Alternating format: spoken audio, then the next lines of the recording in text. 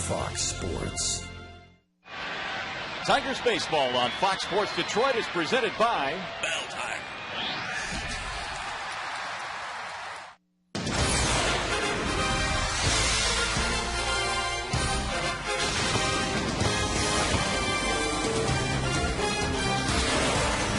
Tigers ace Justin Verlander has done his best work in the month of May, and 2 starts into this month, he has 2 victories. He'll try and make it 3 straight on a cloudy, overcast day here at Comerica Park. We welcome you inside. It's the final game of this 4-game series featuring the New York Yankees and your Detroit Tigers. Hi again, everyone. Welcome to Tigers Baseball. Mario and Pemba, Ron Allen, glad to have you with us. A doubleheader split yesterday means the Tigers now have won 2 of the first 3 games in the series, and Ron a chance to win this series today with their ace on the mound, Justin Verlander. This is going to be a great pitching matchup. We'll start with JV. Well, first and foremost, if Verlander goes out there this afternoon the same way that he has gone about his business his last couple of starts, one against the Angels, the other against the Cleveland Indians, it's going to be a very good day.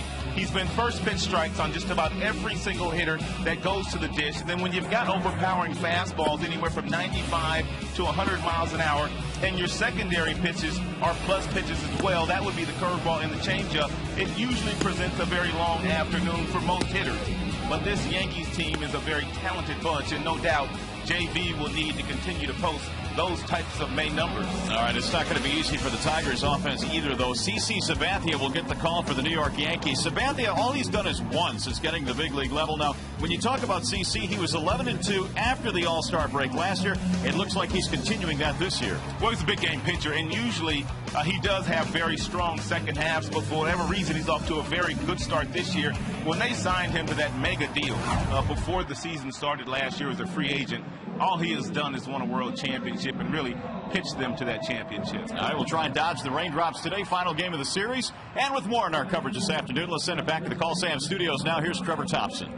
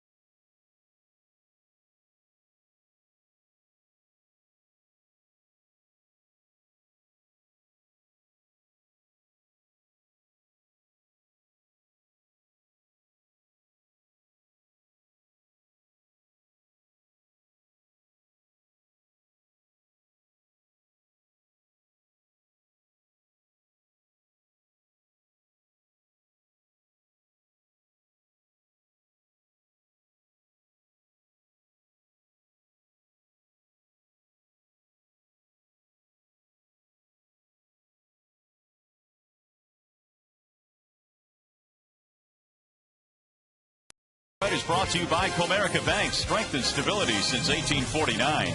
And by Comcast. Call 1-800-COMCAST for TV, phone, and internet.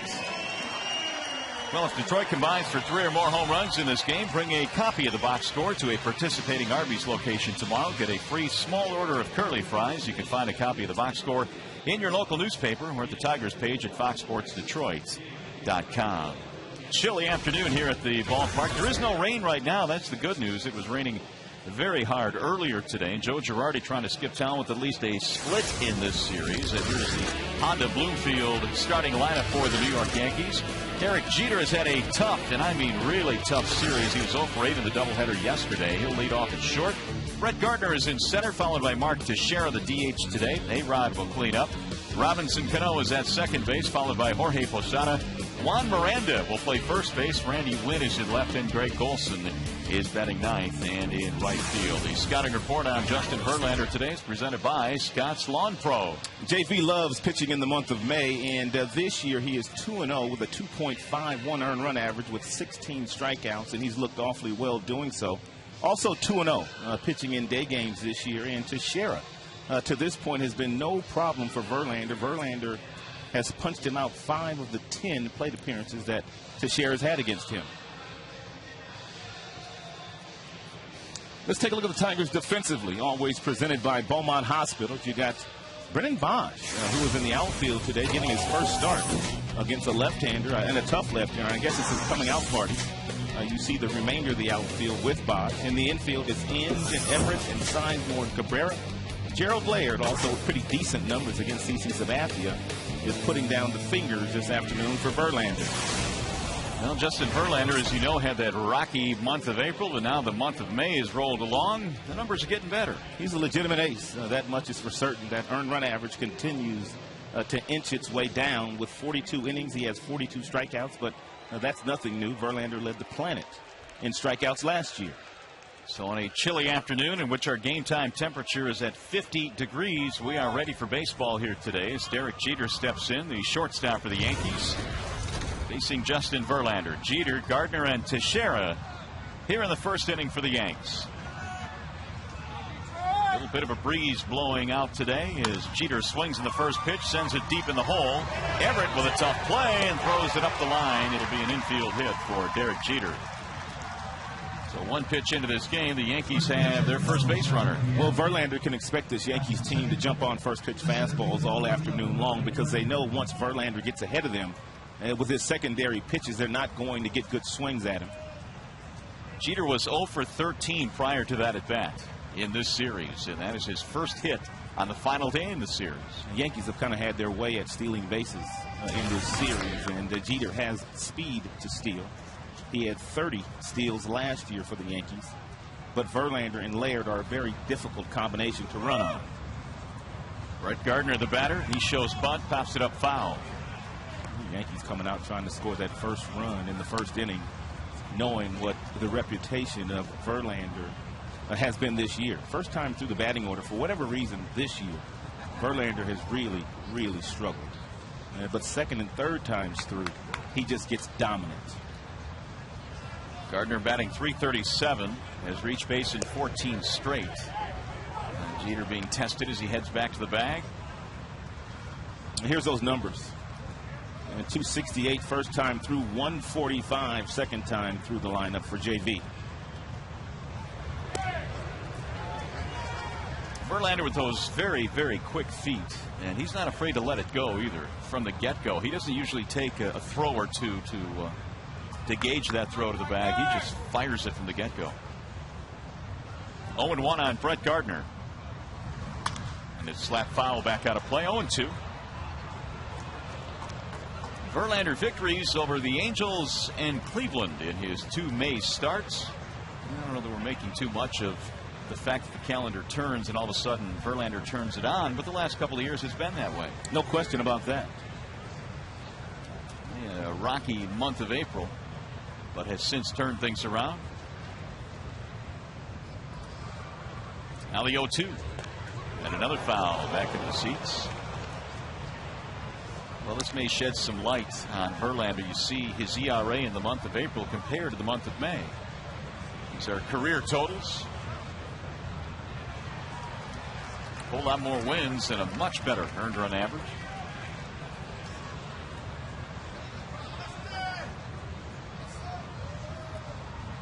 Jeter a two-step lead right now, beginning to stretch it at first base. And another foul back out of play by Gardner, who has turned into a very pesky hitter. Gardner, an interesting story, was a walkout at the College of Charleston. And as Brian Cashman, their general manager, says, everybody throughout his entire career told Gardner he was too small to play. And every step of the way, he has proved a lot of people wrong.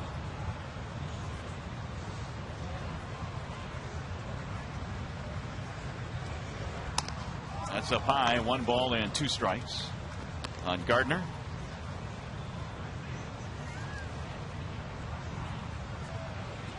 The Tigers in Verlander's starts are 5-2, yet Justin is only 3-2 overall. So even when he was not pitching his best baseball in the month of April, the Tigers were winning some games. And Detroit comes in at 19-15 here this afternoon.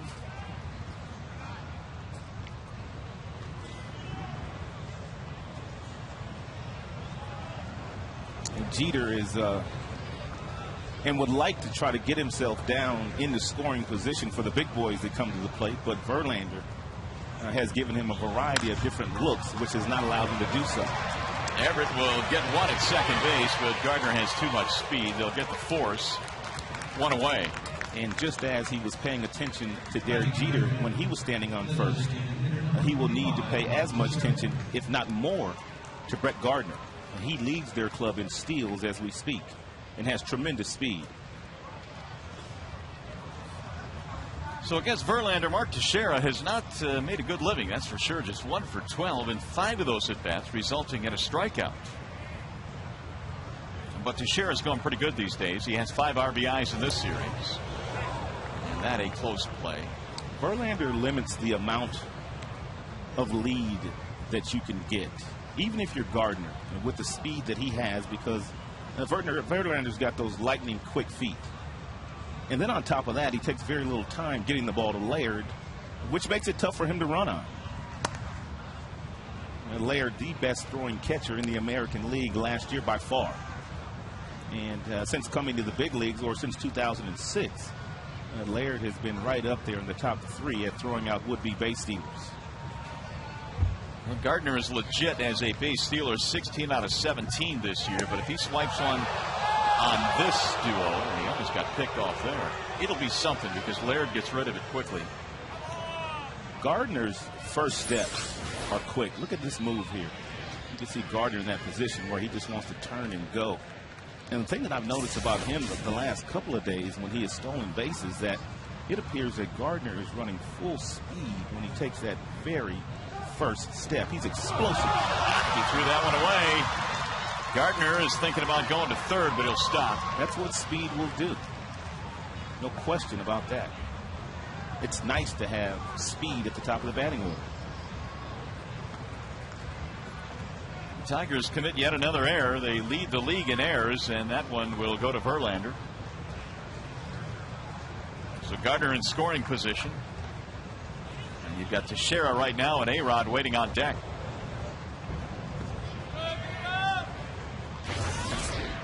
Teixeira batting just .203.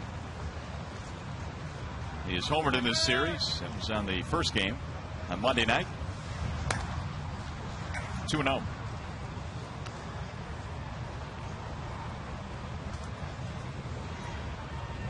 Breeze blowing in today from left field on a gray afternoon here at the ballpark. Field looks like it's in remarkable shape considering all the rain that fell on it early this morning. Verlander continues to be very preoccupied with the base runner. And with the count 2-0 on Teixeira,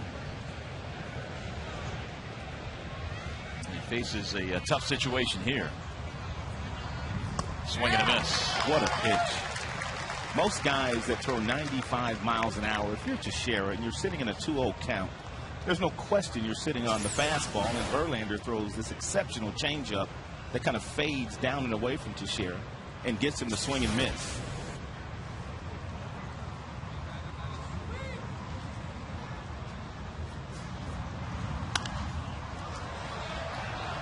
Two balls, 2 strikes on Teixeira. By the way, the Yankees in game 2 in the doubleheader yesterday, the game that they eventually blew out and blew open with a 6-run ninth, they were 6 for 12 with men in scoring position. It was game 1 in which the Tigers shut them out and commanded that one. In fact, game 2 was a close one until that 9th inning. And he got him. Strike 3 in the outside corner. Verlander carves up Teixeira again. Teixeira with not much luck at all against Verlander in his career, and Bell Tire, our pitch-by-pitch, is telling us that he's not going to have any success this time around. And the reason for that is Verlander, in fastball counts, is able to pull the string on you with a changeup and then backdoor you with an outstanding curveball for the strike 3 by Mike Estabrook. He's got 3 above-average pitches, and he's got a slider he's still working on, which he's trying to perfect. And every now and then, that slider is an outstanding pitch for Verlander as well. Alex Rodriguez will stand in with 2 outs. I really like how all the Tigers pitchers have pitched the Yankee hitters in this series. They really haven't gotten loose as a group. And the reason for that is, in the 4 games, they have not been afraid to go inside on any of the guys, the big boys. And A-Rod would certainly qualify as one of the big boys. 4 for 13 with a couple of RBIs in the series. A-Rod was down in the clubhouse today watching some video on Verlander, trying to see if there was anything whatsoever that he could pick up, which would allow him to have any kind of success whatsoever here today. Swing and a miss. Wow. 97 with some movement to the arm side. You can't hit this. Look at the late life on the 97-mile-per-hour fastball. A-Rod has knocked in 22 so far this year. Looking for a 2-out hit here for the Yankees in the early going. That is popped up. Right side of the infield. Cabrera waiting, inning over. So no damage done. They leave 1 at second base. We go to the bottom of the first. No score.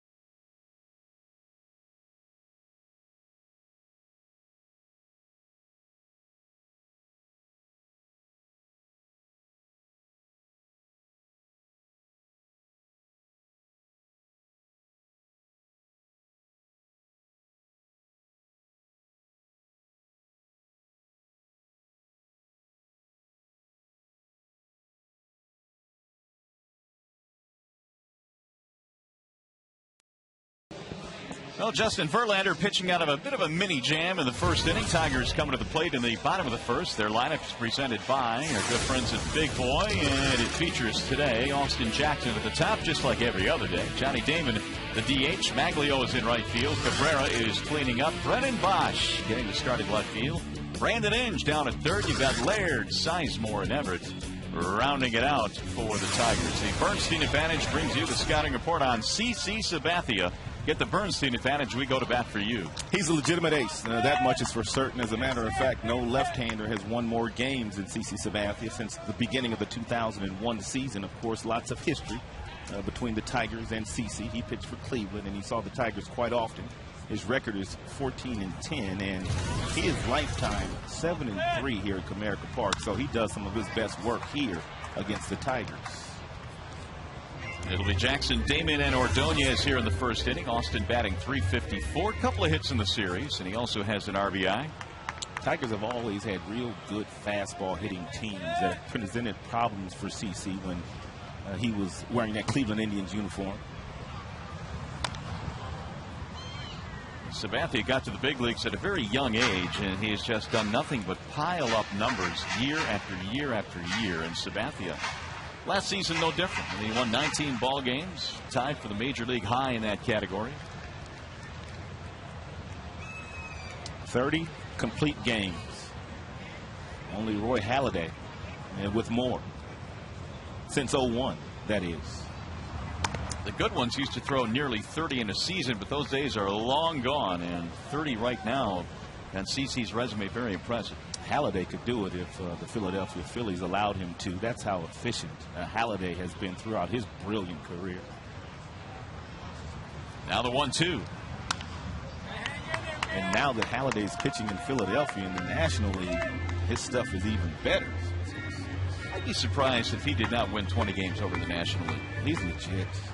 And that's no disrespect to the teams there, but, you know, with the pitcher hitting, it's certainly, and pitchers will tell you that, they come from the National, the American League. It is more stressful to get through an American League lineup. There's better offenses over here. There's a couple of American League lineups over in the National League, but not with the regularity that you see over here.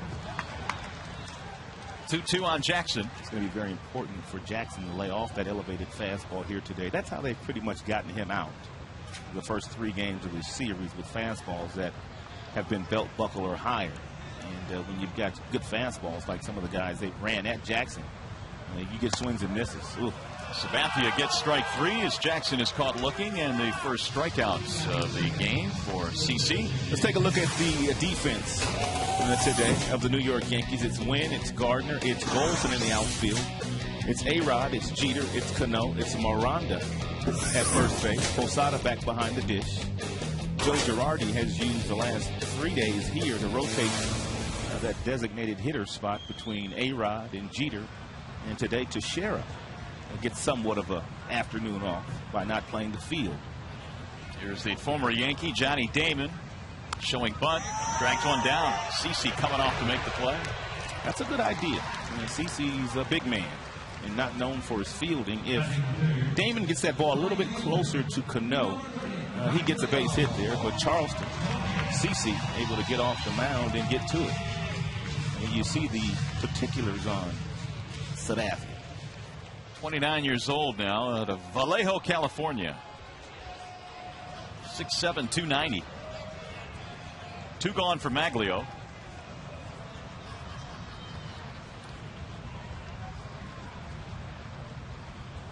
And a bouncing ball left side. It is cut off by A-Rod.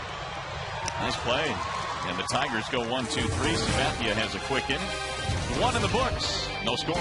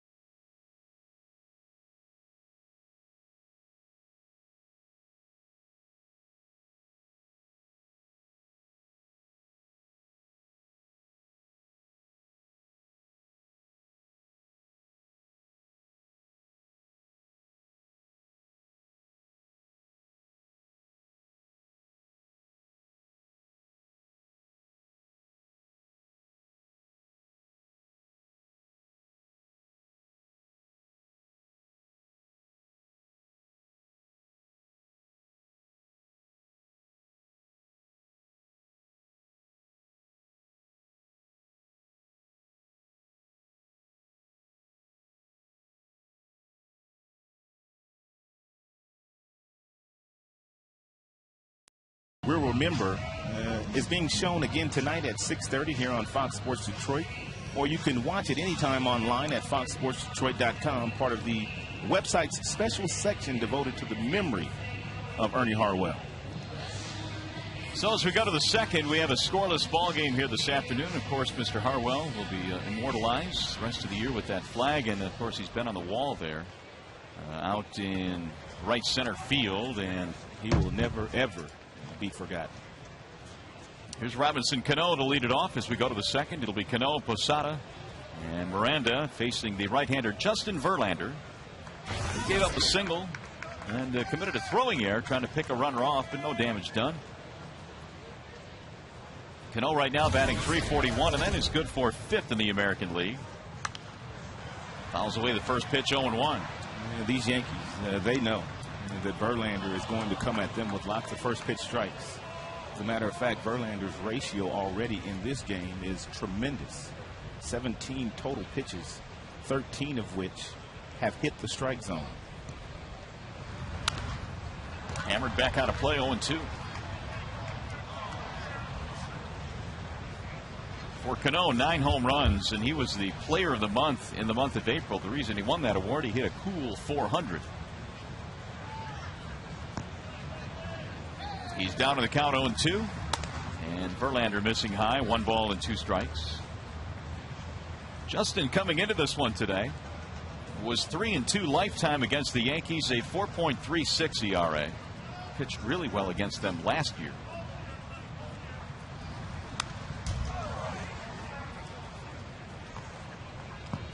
Yeah, that start he had against them last April was really the start that got him on a roll. He pitched 7 innings in that game, did not give up a run, and had 9 strikeouts.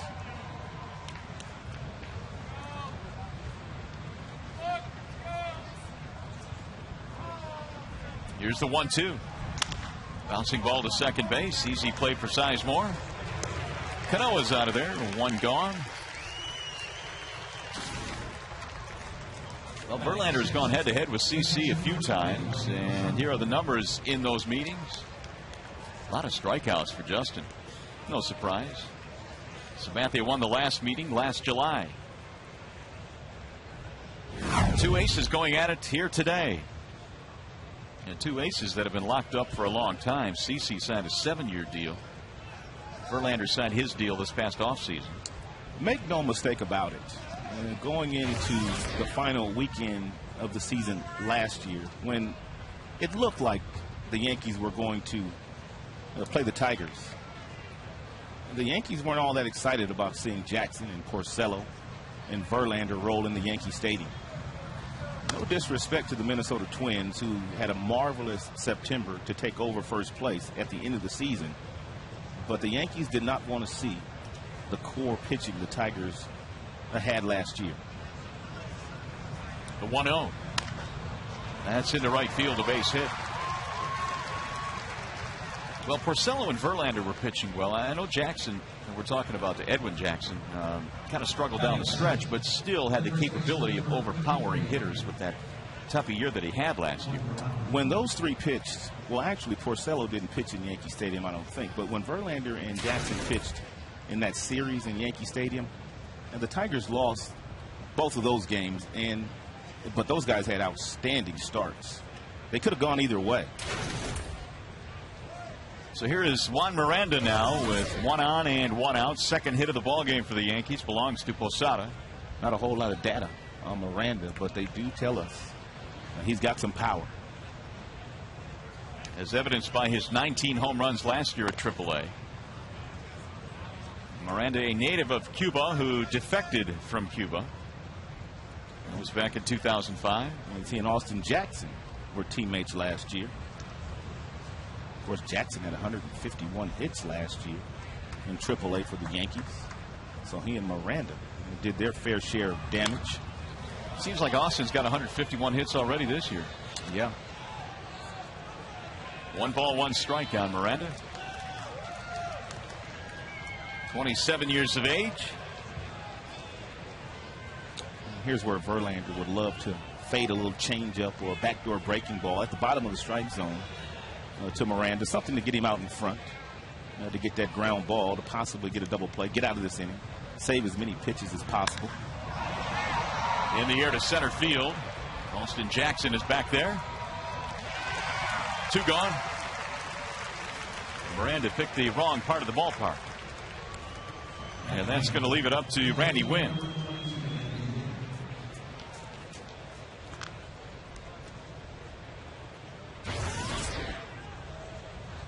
Verlander came into this one today with 42 strikeouts in 42 innings. Of course, he led the American League last year with 269 strikeouts. Randy Wynn steps in there as Joe Girardi putting as many lefties in his lineup as he can, because Verlander really shuts down right-handed hitters. They hit only 162 against him.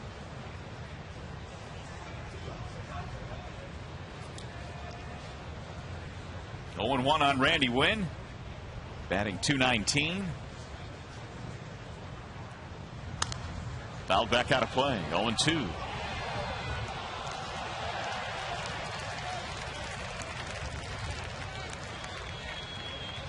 Girardi is the 3rd youngest manager in the major leagues, and you see his numbers.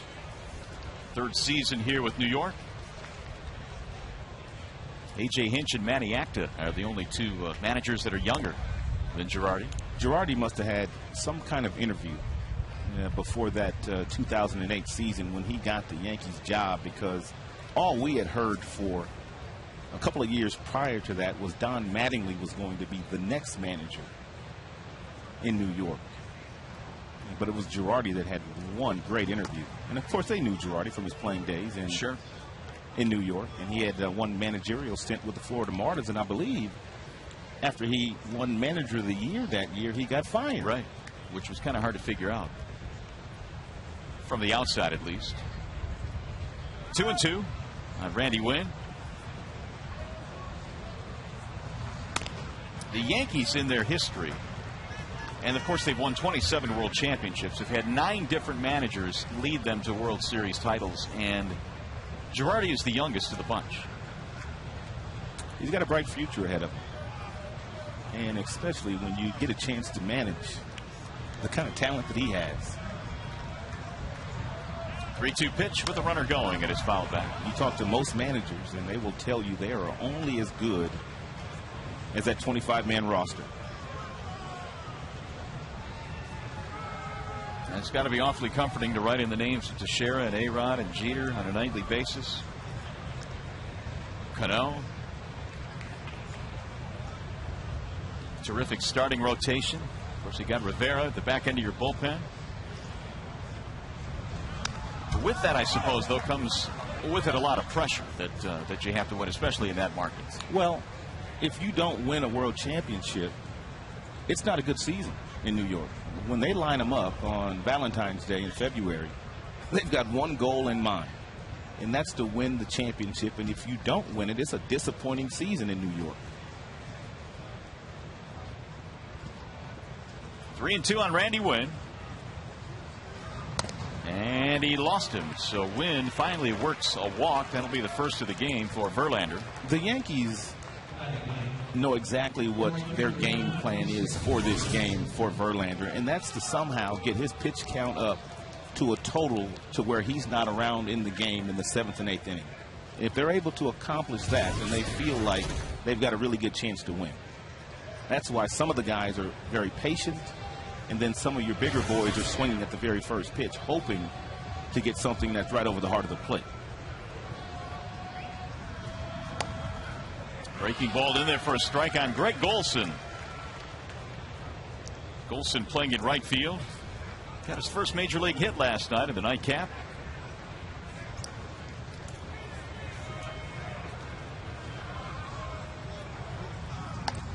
And same pitch, same result, 0-2. A couple of outstanding curveballs by Justin Verlander.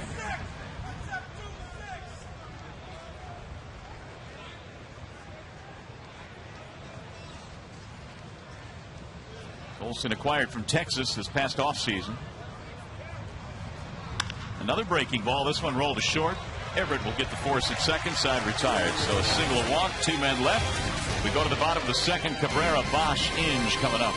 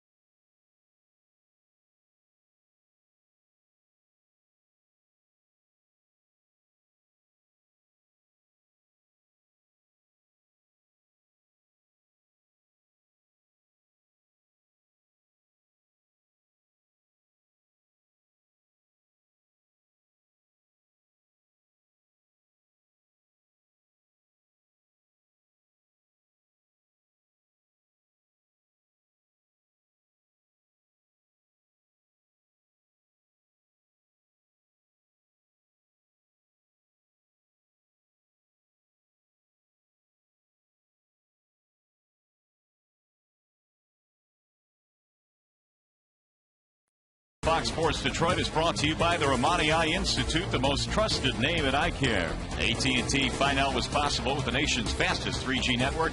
AT&T, rethink possible. And by GMC, we are professional grade. Back here at the ballpark, the Tigers and Yankees going at it today. And a reminder, vote for your Tigers McDonald's player of the game using your cell phone. You can text Tigers followed by a space, then the player's uniform number to 37338. That's FSDET on your cell phone. Standard text rates do apply. CC Sabathia back to work, facing Miguel Cabrera to lead it off, then Brennan Bosch and Brandon Inge. First pitch in there for a strike.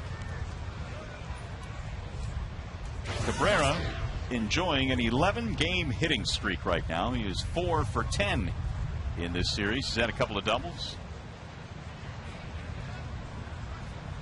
There's the 0-1. He's going to go whistling back into the seats. 0-2 on Miguel. It's a small sampling, but CC Sabathia has been no problem for Miguel Cabrera. Cabby hitting .625 in his career against CC. I'm sure there aren't too many guys rolling around with those credentials against Sabathia. Big lefty is ready now with the 0-2 pitch. And he got him. Outstanding pitch. Strikeout number 2 for Big CC. You have a couple of guys today, one right-handed and one left-handed, that can overpower you, but they also have the uncanny ability to finesse you as well, as CC does here with an 82-mile-per-hour slider at the back foot of Cabrera. Unhittable pitch. He's going to bring up Brennan Bosch. 5 for 10 for Bosch in this 4-game series so far. Waving a miss, 0-1. Somewhat of a coming-out party here today for Brennan Bosch. Getting his first start against Sabathia, the left-hander, and Bosch's first start against a left-handed pitcher. Normally these at-bats would go to Ryan Rayburn, but he was sent down to AAA. Well, I guess it's been tough to take Bosch out of the lineup, and that is why. To the gap it goes. It's another extra base hit for Bosch as he cruises into second with a double against Sabathia. I was talking to Bosch today when he was watching some video on Sabathia, and I was asking him, how does he pitch the bigger left-handed hitters on opposing teams that have the kind of size that you have? And he says, you know, I haven't seen many left-handers because CC doesn't go up against many left-handed batters, but Bosch swings at the first fastball he gets, and he's able to get himself a stand-up double. Sometimes that's all you can do when watching an opposing pitcher when you haven't faced him before, is you kind of watch and see how he pitches to other guys on other teams that have the same kind of size and power that you have.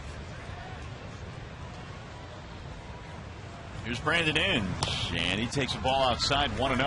That at bat by Bosch is only the 32nd this year that CC has had against a left-handed batter.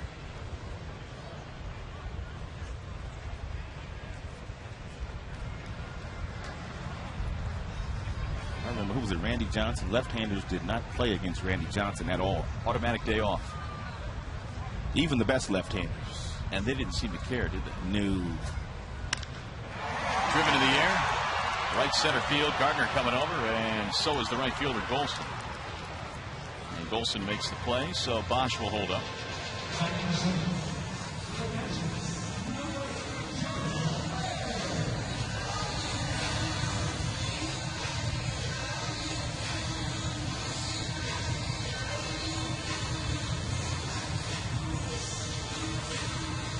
Two gone now, and that's going to bring up Gerald Laird.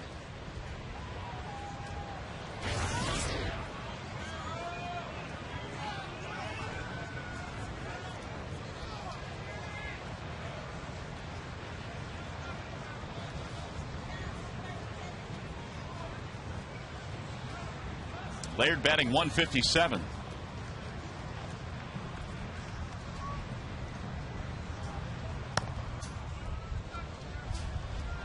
And Laird also one of the few Tigers that has decent numbers against Sabathia. No doubt Sabathia knows that with the base open.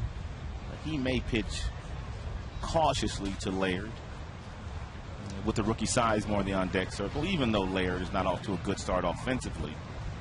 His numbers against CC don't lie. Ball outside.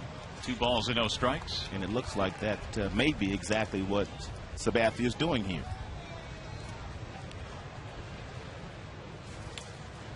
Tigers get a 1-out double from Bosch. He is still standing at second base now with 2 outs. Bosch, by the way, now has 10 extra base hits in 16 games for the Tigers. The 2-0. Checked his swing and loops it into right, a base hit. Bosch rounding third. They'll send him home, and he will come around to score. And excuse me, RBI hit for Gerald Laird. Gerald Laird is now 6 for 13 against Sabathia. And with the base open, if you're Sabathia, Laird probably the last guy that you would want to yield a base hit to in this situation with 2 outs. A little bit of an excuse me swing. The ball was in off the plate for ball 3. He was trying to walk Laird, but G Money will take it.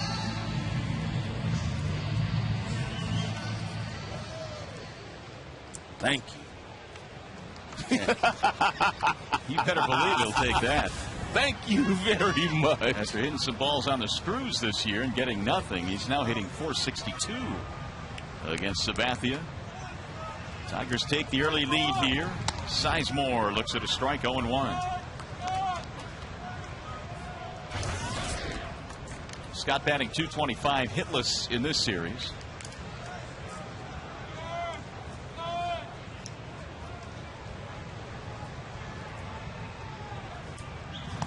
Swing and a miss. It'll get away from the catcher Posada, so advanced Laird to second base.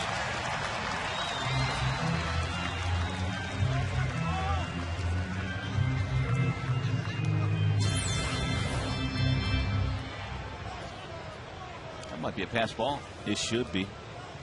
After that replay, if they're looking at what we're looking at. It is a pass ball. 0-2 on Sizemore.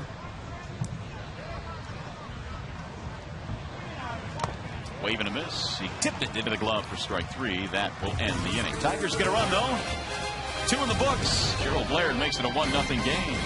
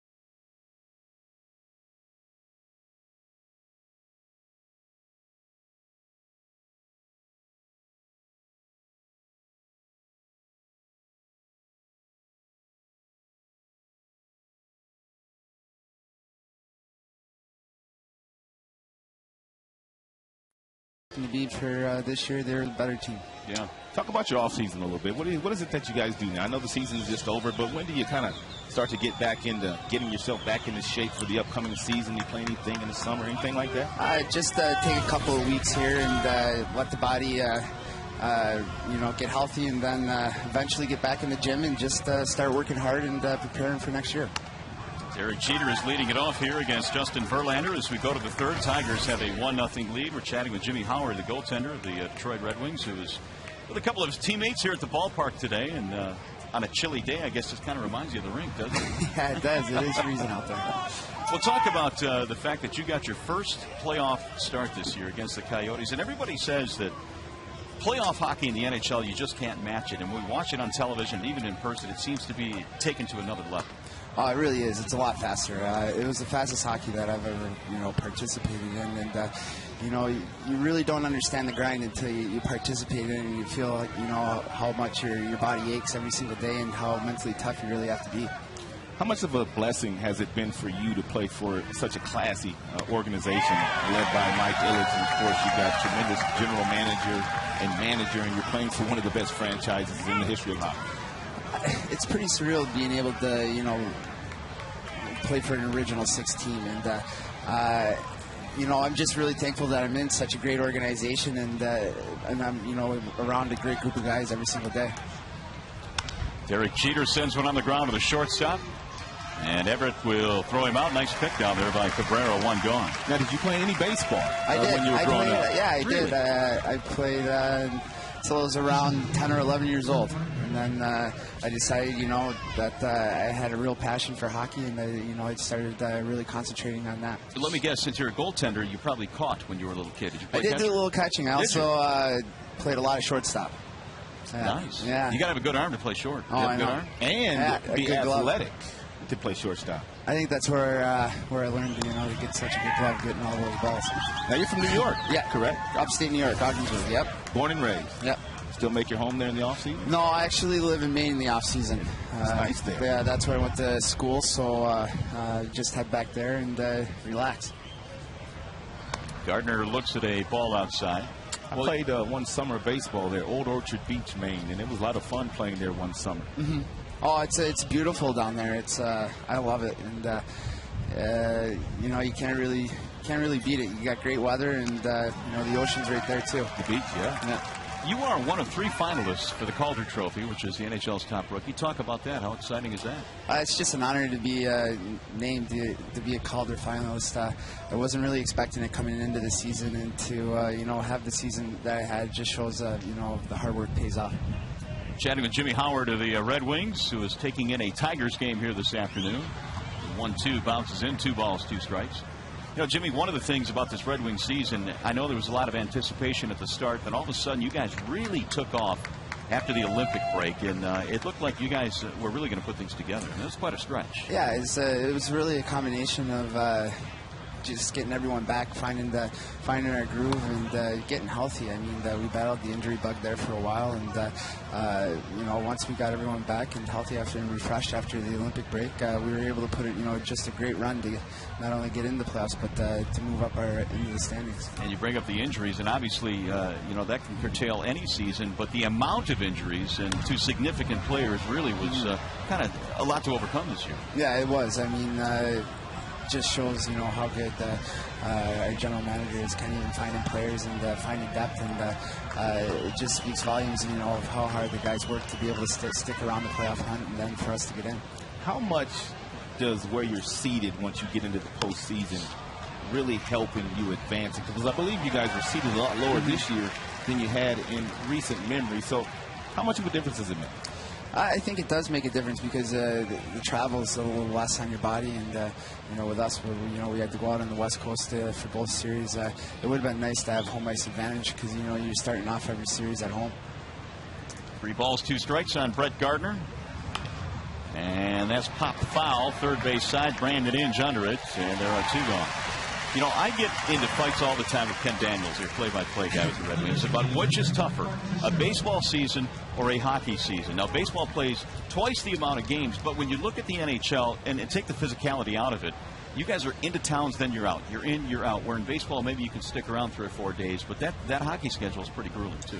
It is, and especially this year with the Olympic year, everything was really condensed, you know, because we had that 2-week break in February. So, I mean, somehow it's just you got to find a way, you know, to put on the skates every single night. Absolutely. Here the Tigers are ahead 1-0 as we play in the third. Mark Teixeira batting with 2 outs and nobody on. Justin Verlander, so far so good. He's given up just 2 hits, no runs. And again, we're chatting with Jimmy Howard, goaltender of the Detroit Red Wings. You get to many Tigers baseball games at all? In the springtime, yeah. Try to come down, you know, as much as I can before I head back to Maine in the off season. Actually, my wife and I are going to come down here Saturday night and see the Red Sox play too. Uh-oh. Yeah. The Red Sox fan, huh? Yeah, she growing up in New England, she loves the Sox. What about you? I like watching them. You know, it's fun. I mean, it's really the only baseball that we get in New England in the summertime. I mean, they're on every single day, so it's nice to be able to kick back and relax and turn the game on. Here's the 2-1 pitch. Well, what about Fenway? You've been to Fenway then, right? Yeah. I've been there a couple of times. It's such a great old park. Right? It is, and it's considered one of the venerable buildings in baseball. What would you equate that with in the NHL? Are there some rinks and some buildings that are kind of like that, old buildings that have a lot of history? Especially the Joe. I mean, you know, I think you take it playing there every single day and practicing there every day. We might take it a little bit for granted, but I mean, you just walk around and you walk into that building with all the players that have played there and all the great players that have played there. It's you know, it's a special feeling. Who were some of your favorite players growing up as a kid? Was there somebody that you patterned yourself after? Was there somebody that you just grew up idolizing in hockey? I grew up, I loved Mike Richter, New York Rangers. I was a huge Ranger fan growing up, and Mike Richter was a goalie that I always idolized, and I would try to never miss a start. There's a bouncing ball to third base. Inge will gobble it up, and that is that for the Yankees. Jimmy, good luck in the offseason. Have a good time. Rest up, relax. Good luck next year. All right, thanks for having me, guys. All right. Jimmy Howard, goaltender of the Detroit Red Wings, joining us here for half inning. Right now, Justin Verlander still in command. Tigers lead by 1.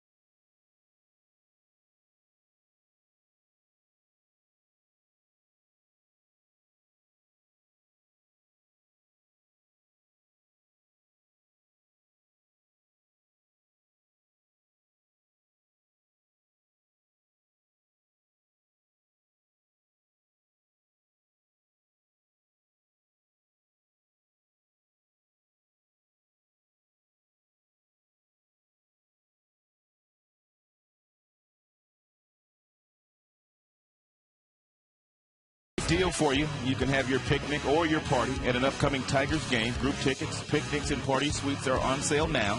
Groups of 15 or more get discount tickets to select games while supplies last. Order your group tickets today at 313-471-BALL or visit Tigers.com. Adam Everett leads it off. First pitch swinging. Going to be a tough play for A-Rod. He has no play. It's an infield hit. And the Tigers get their third hit of the game. Leadoff man is on. That'll bring up the top of the order now, Austin Jackson. Well, Jim knows that runs are going to be at a premium here today with a couple of outstanding pitchers towing the rubber. And this may be a situation where he decides to give Jackson the sacrifice bunt to see if he can get Everett down in the scoring position for some of the bigger boys to drive him in. Not that Jackson can't, but you take advantage of every situation that you can against a dominant pitcher like Sabathia. Bouncing ball to second. Instead, looks like it might be a double play. And, ooh, they got him by half a step. Ooh, that was close. Right now, time for a game break. We check in with Trevor Thompson. He has an update on the Orioles and the Mariners.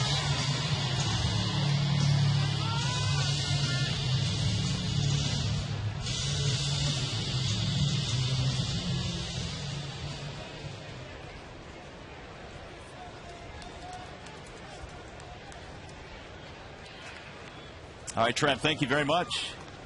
Base is empty now for Johnny Damon, who bounced out his first time. I've actually tried to drag a bunt right by CC, and Sabathia would have none of that. Made a nice play on it.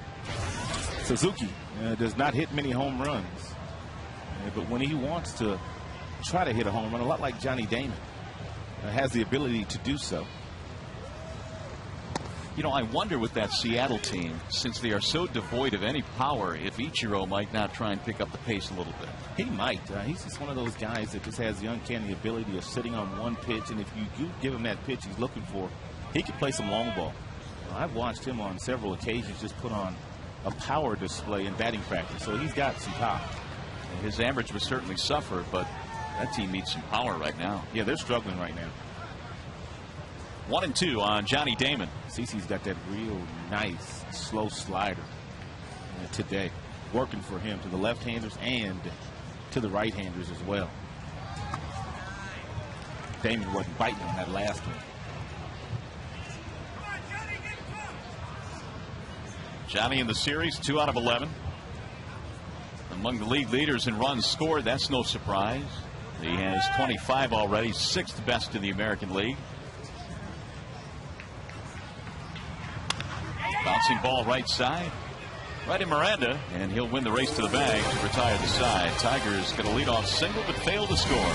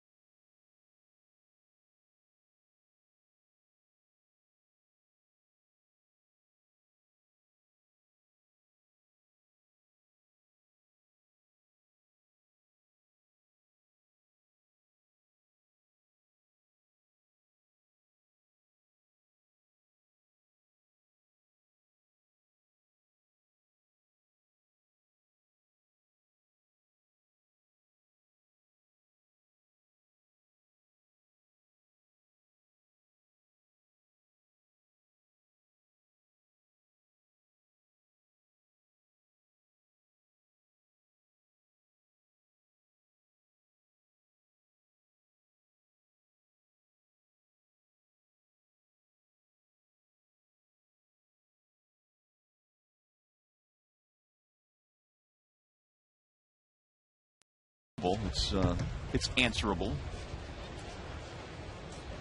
In the meantime, through 3 innings, it is 1-0 in favor of the Tigers as Robinson Cano leads it off. First pitch, bouncing ball to short. Yankees coming out swinging the bats today, 1 away. And Cano is 0 for 2 with a couple of grounders. Verlander has scattered a couple of hits. Put up some numbers earlier on Verlander, first time through the batting order. The batting average for the opponents right around 270, but second time through Verlander starts to get busy, as do most power pitchers and outstanding pitchers. If you don't get them early, you usually don't get them at all.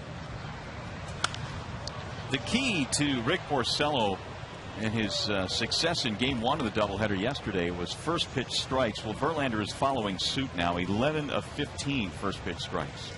Porcello also got 15 ground outs of the 21 outs recorded. Here's the 0-1.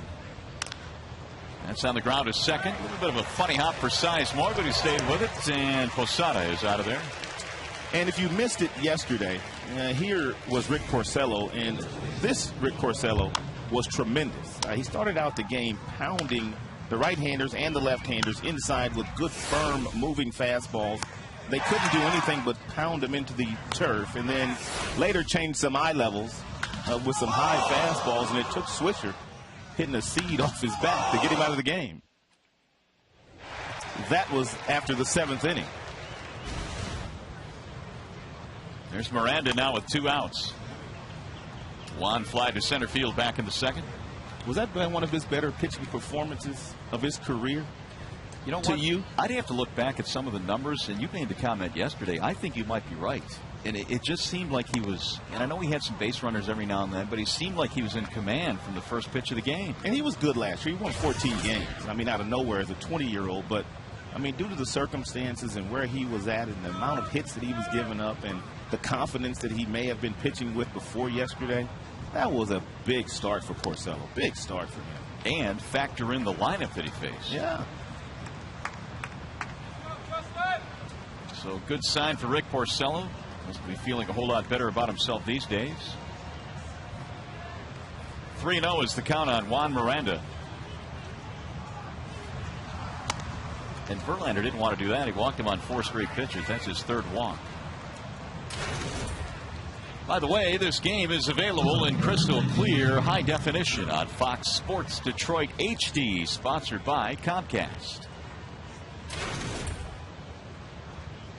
Conversation on the mound now between Laird and Verlander. Randy Wynn will step in.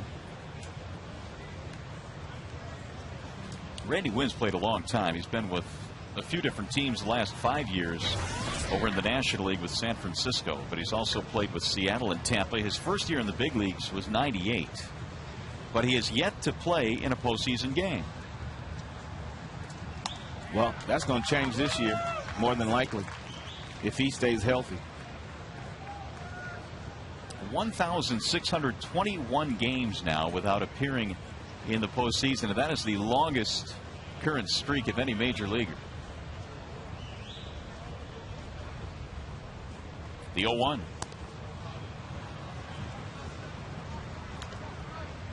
Tigers have the game's only run, and it came on the RBI single by Gerald Laird back in the second.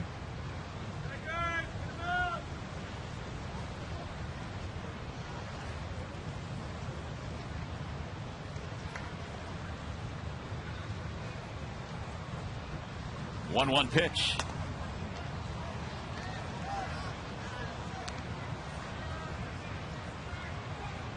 Verlander pitching here in the 4th inning has now thrown 66 total pitches. Justin threw 118 his last start, 120 the start before that. Swing and a miss. 2-2.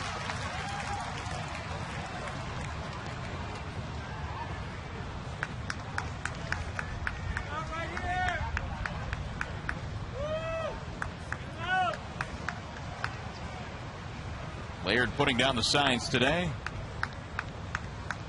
2-2 pitch. Fouled away.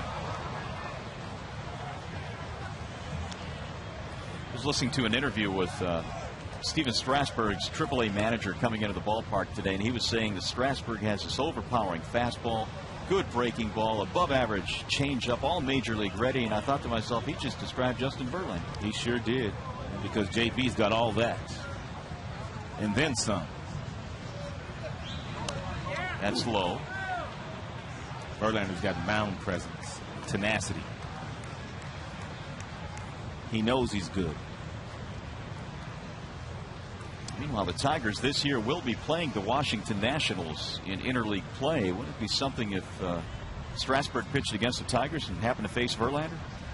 That'll be in June.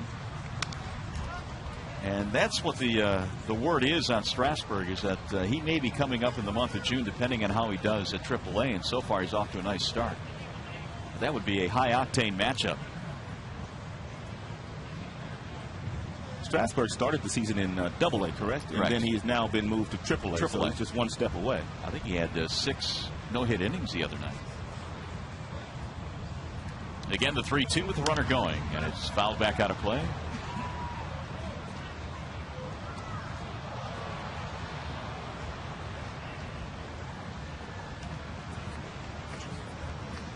Full count on Randy Wynn. Jim Leland's concerned with all these foul balls that these Yankees continue to nick against Verlander, but really nothing new when JV's on the mound. Swing and a miss. He finally gets him in the 9th pitch in that at bat, and Verlander picks up his 2nd strikeout of the day. 3.5 in the books. Tigers still on top.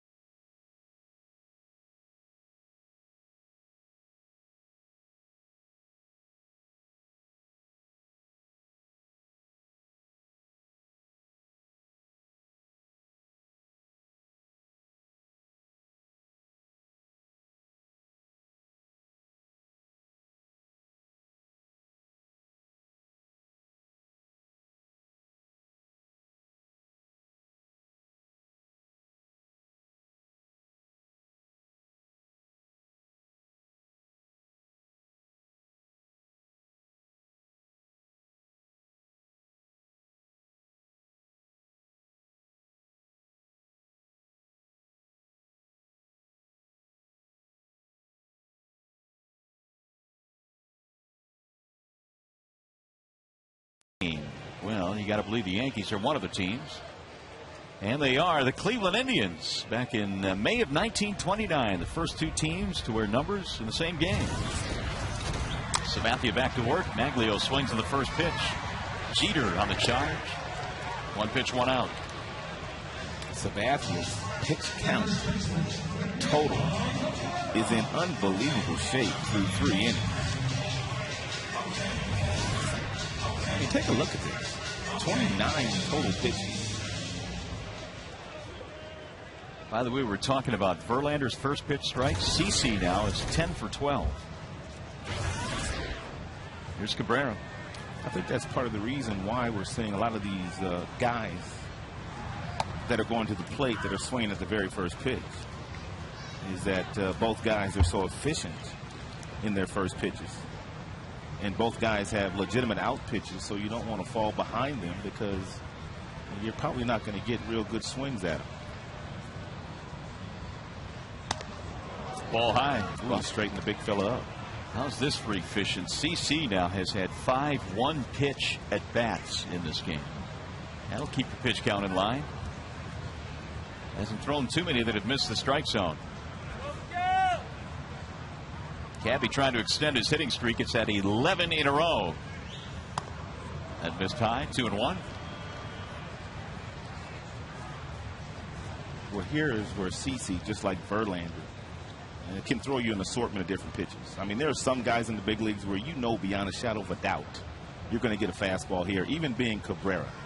But with Sabathia, because he's got 4 above average pitches, you could get any one of them, but you still have to look for your fastball here. You have to. High drive into right field, way back to the track, to the wall. It's an opposite field home run. He looked for it, and he got it, and he didn't miss it. Special. Special is Miguel Cabrera. 8th home run of the year and a 12-game hitting streak now for Miguel. Came into the game hitting a cool .625 against CC Sabathia and takes the 2-1 fastball at 95 miles an hour. He lets it travel, and he hits the ball out to right field like he's a left-handed power hitter. What a force. What a talent.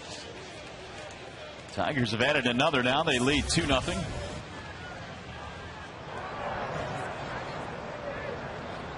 Here is Brennan Bosch.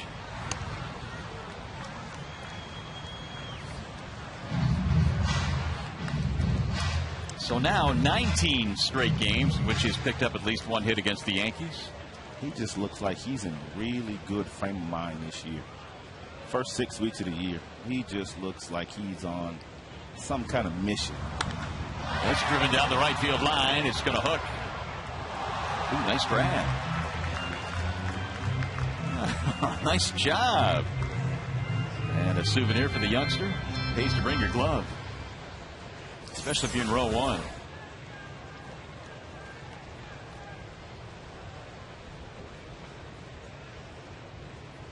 He's like, no fair. 1-2 on Bosch. Brennan doubled to the gap in right center field back in the 2nd. And that's what makes baseball so special. That young man now will have something to remember this game by a long, long time. Lifetime. He doesn't know much about Verlander Sabathia, but he knows he's got a baseball. Here's the 1-2. Again, driven down the right field line. That ball is hit well, and that ball is up the top of the wall and gone. Brennan Bosch. Brennan Bosch against the lefty CC Sabathia has a double and a homer. The pride of Santa Monica, California. Back-to-back bombs for Detroit. The first time up, he had a double in the right center field. It was a fastball, and this time Bosch appears to be very smart. He knew CC would come back with the soft stuff, and the Lincoln Mercury Exmo is telling us that he went out and got an outside pitch, and with those long arms and strong hands, whistled the ball out of here. Here's Brandon Inge. He's becoming awfully fun to watch. CC Sabathia has allowed just 5 home runs to left-handed batters since joining the Yankees. The 5th was the one you just witnessed. And the extra base hits just keep piling up. Bosch has been something else. That's 11 extra base hits for Bosch in 16 games.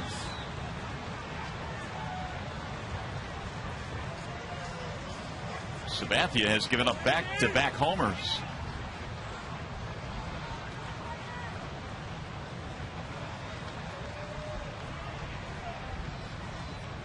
Five Tigers hits now in a 3-0 lead. Bouncing ball to third. A-Rod plays the flattened out hop and throws him out. 2 gone.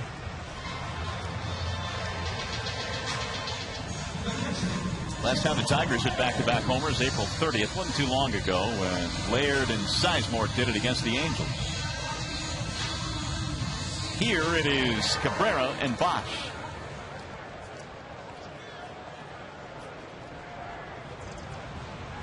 People around the league starting to talk about Brennan Bosch now. That's his 3rd home run, his 16th RBI. Brennan Bosch has got a couple of things that you can't teach. One of which is size. He's 6'6", and the other is power. And he's got a lot of that. He's got speed too. For a big guy, he does run well. The 1-0.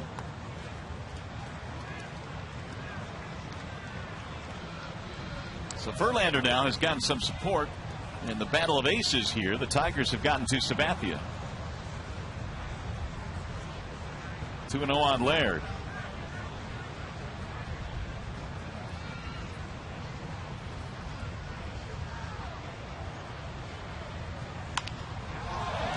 the shortstop Jeter. Tricky hop. Laird is out. So are the Tigers. Not before they pull out the whooping sticks in this inning. Cabrera goes the other way. Bosch pulls it down the line. 3-0.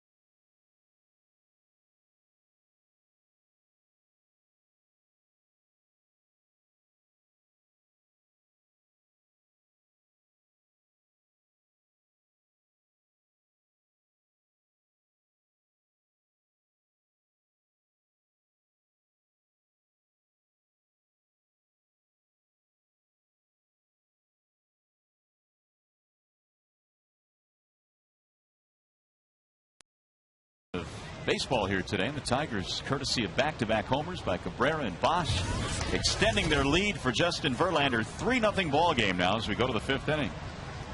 Greg Golson leads it off, and Derek Jeter and Brett Gardner. The 1-0 pitch is butted foul behind the plate. 1-1 on Golson. .262 hitter, Scranton Wilkes-Barre, with a couple of home runs, 10 RBIs. Now with the big club.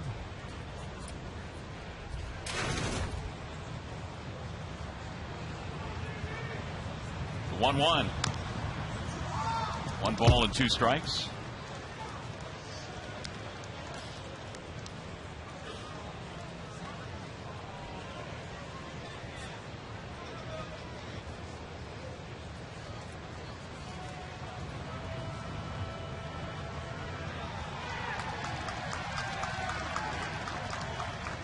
Swing and a miss, and Golston is down. 1 away. 3rd strikeout. If you didn't know by looking at these numbers, you wouldn't believe it. But since the 1995 season, there's been 2 outstanding table setters, and both of them are in the building today. That would be Derek Jeter and Johnny Damon. And look at their numbers up and down. They kind of mirror one another. You know, we have talked on several occasions, if Derek was to shut it down and go home tomorrow, he would be headed straight to the Hall of Fame. But we don't talk about Johnny Damon the same way that we do Derek Jeter. Of course, Derek's batting average is a little higher, and he's got more career hits, and he just got hit there. From Verlander, too, and that brought Joe Girardi sprinting out of the dugout. No doubt about that. He's their guy. Verlander didn't want to do that, and he's trying to make that clear. Well, Jeter's one of those guys that you have to crowd. There's no debate about that. You've got to pitch him inside because he dives out over the plate. And that one just got a little bit too far inside, and Verlander clipped it. A little tailing fastball with good velocity. And Derek trying to stay in there just couldn't get out of the way, and it looks like it got him right on the wrist area, it looks like.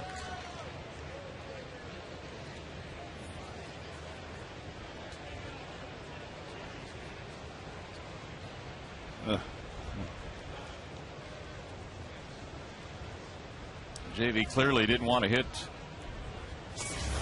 Jeter, who was drilled with a 95-mile-an-hour fastball right on the wrist. So he is aboard now, and that'll bring up Brett Gardner. just to finish that thought on Damon and Jeter. Should Damon somehow get to 3,000 hits, and I think we will start to think of him as a possible candidate to getting into the Hall of Fame with what he's been able to do throughout his career. The 0-1. Well, a lot of the Johnny Damon stats are kind of the stats that you have to peel away to look at and to find. You know, the runs scored, the on-base percentage, they're not the homers and the RBIs and the fancy batting average, but this guy just gets on base and scores a ton of runs, helps your team win that way. And Johnny's made a couple all-star teams. Of course, he played in Boston and New York, where he got a lot of notoriety. Out in front of the plate, Laird guns and gets him. That's exactly what he did, partner. He had to gun it to get Gardner. Gardner with exceptional speed, and Laird, after he picked this ball up, he grabbed it with, he throws with 3 fingers on the ball. We'll see if we can show it to you here, but he makes sure that he has a really good handle on it. You see the 3 fingers, and he plants and fires a seed to first base. He's got them little short, stubby fingers, so he can't throw with just 2. That's a perfect shot. So with 2 outs, here is Teixeira.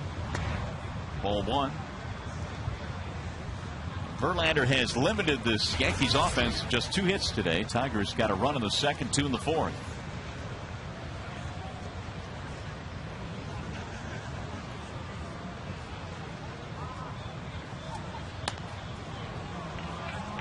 Two balls, no strikes. 97 on that last fastball from Verlander. Teixeira struck out in the first inning.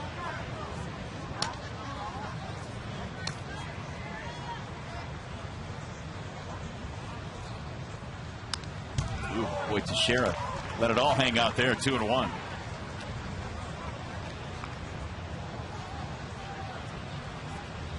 Teixeira on Saturday hit 3 home runs at Fenway Park in Boston. The only other Yankees player in their long history to hit 3 homers in a game at Fenway was Lou Gehrig. Teixeira joined him with a big game. He's fouled back out of play. 2-2.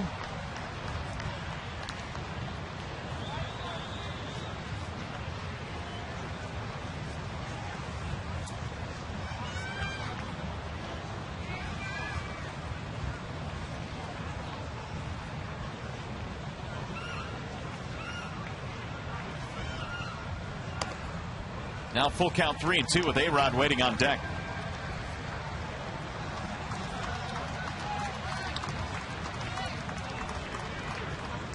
Teixeira has gone 7 straight years with at least 25 home runs. Ground ball pulled to first base. Cabrera has it. He'll win the race to the bag, retiring the side. No runs, no hits, hit batter 1 left. Tigers baseball on Fox Sports Detroit, presented by Bell Tire.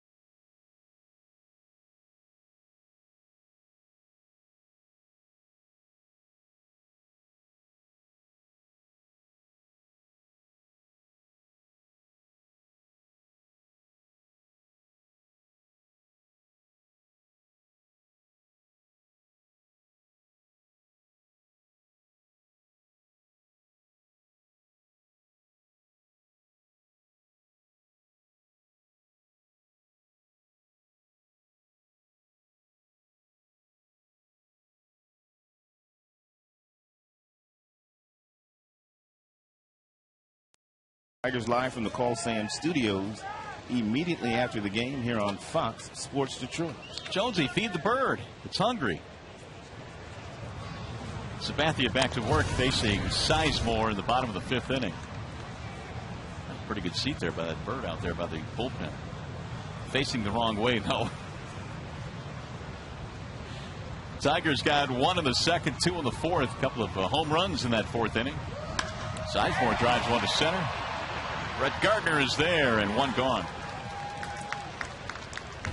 He's going to bring up Adam Everett. Tigers have 5 hits today. And 2 of them have left the building. Cabrera and Bosch. CC still throwing first pitch strikes. Done that all day.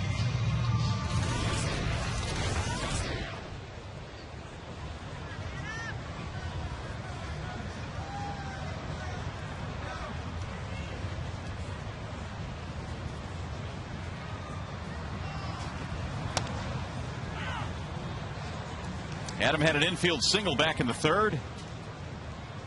Second hit in the series, 2 for 7.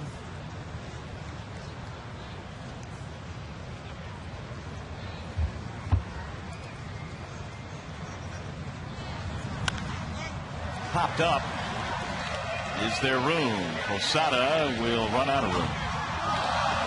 They'll battle for it in the stand.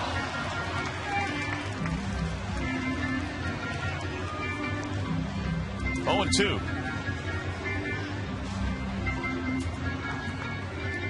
Sabathia last year placed 4th in the Cy Young voting, and this is in a year in which he went 19-8 with a 3.37 ERA.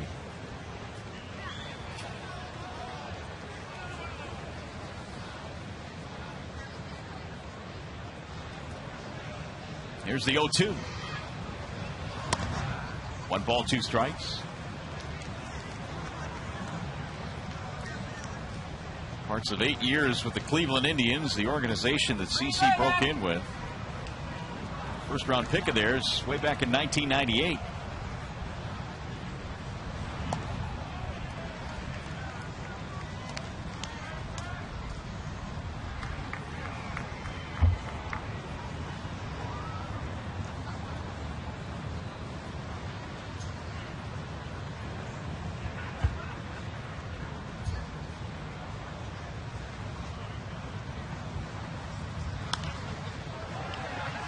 Get back out of play. Austin Jackson waiting on deck.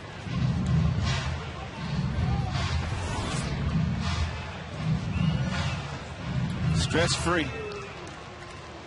But the number that matters right now is that 3 spot the Tigers have on the board in that run column.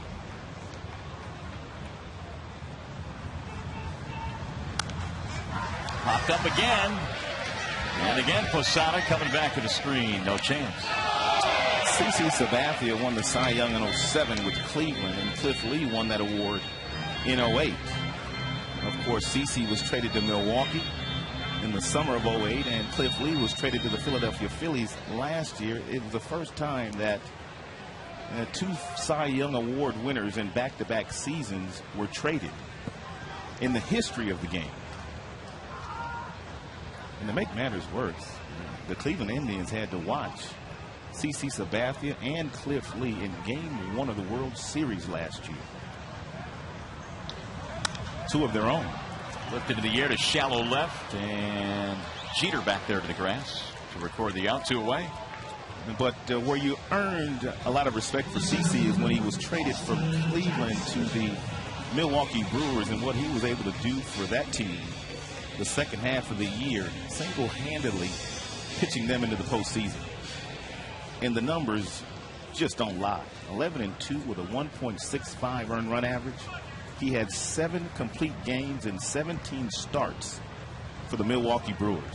And the last 3 starts of the year were on 3 days rest. There's a strike on Austin Jackson. Jackson is 0 for 2 in this one with a strikeout and a double play.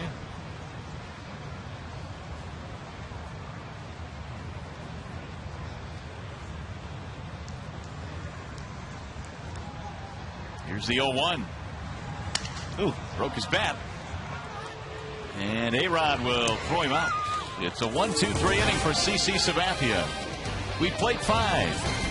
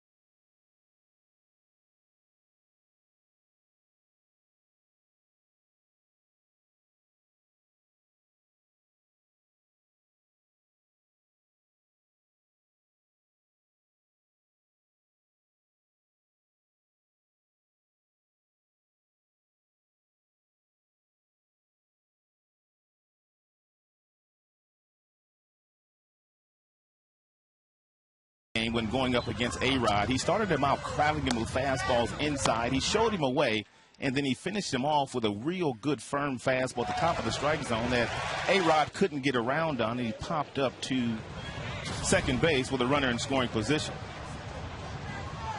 No runs through 5 for Verlander. He's given up just 2 hits, 3 strikeouts, 3 walks. It has not been a big strikeout day for Justin, but it's pitched very, very effectively as he goes to work now here in the 6th.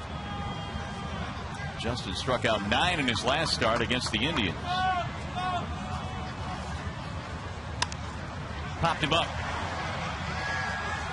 Left side of the infield, and Brandon Inge is there for out number 1. Time for another game break. We send it to Trevor Thompson with an update on the Mariners and the Orioles. Trev.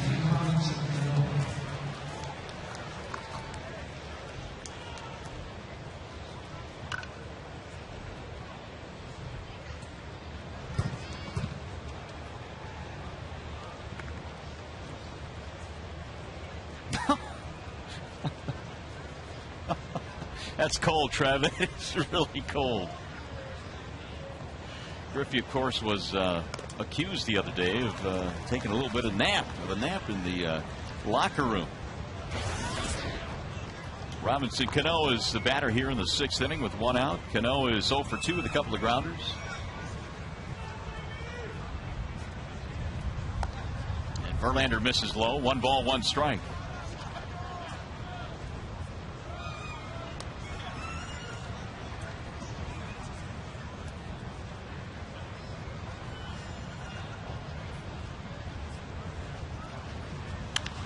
Another ground ball, this one up the middle. Everett ranging to his left. And Verlander in cruise control mode right now, 2 gone. That's 0 for 3 for Cano with 3 ground balls. That's going to bring up Jorge Posada. Everett has been awfully steady at shortstop this year, making all the plays. The bat hasn't come around for him yet, but he has not allowed that to affect him defensively.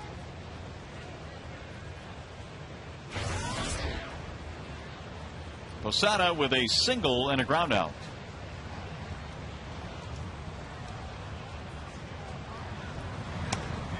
Strike 1.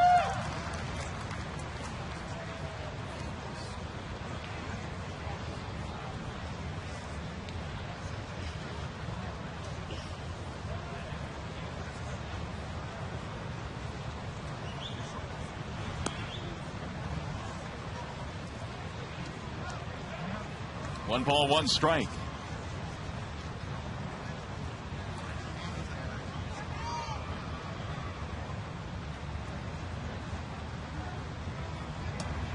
Posada has one of the 2 hits the Yankees have today. He singled back in the second. The other was an infield hit by Jeter to start the game. Not too many scoring opportunities against Justin. Drill to center field, and on his horse, Jackson not going to get this one all the way to the wall. Make it 3 hits now for the Yankees, and Posada has 2 of them. That's a double. Posada did with that 2-1 fastball what you're supposed to do at the big league level. 2-1. You cheat. You know you're going to get the fastball, even though the velocity is at 96 miles an hour. You've got to get out in front of it, and boy, he had some backspin and some carry on that ball.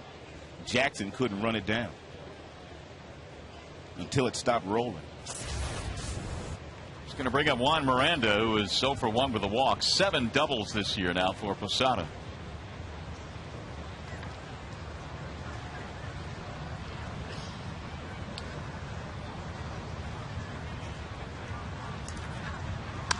Bouncing ball foul. Miranda hit 19 homers, knocked in 87 last year at Strand Wilkes-Barre, their AAA team, and hit a solid .290 as well. He got nowhere to go. With Teixeira anchored at first base.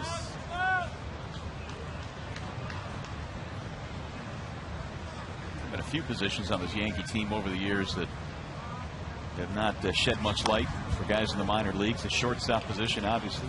It's one of the reasons why the Tigers were able to get Austin Jackson.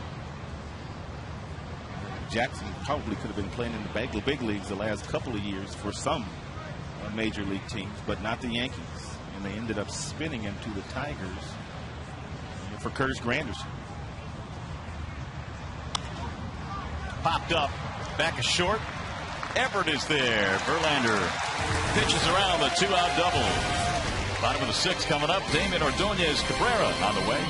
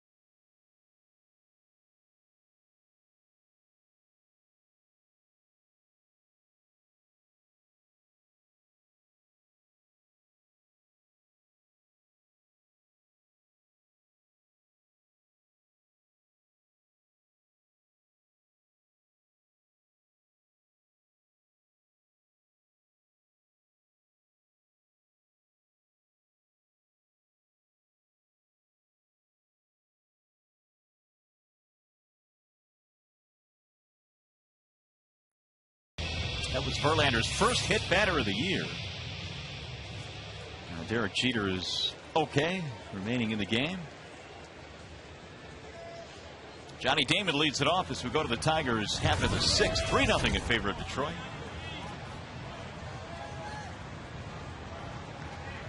Damon Ordonez Cabrera. There's a strike call.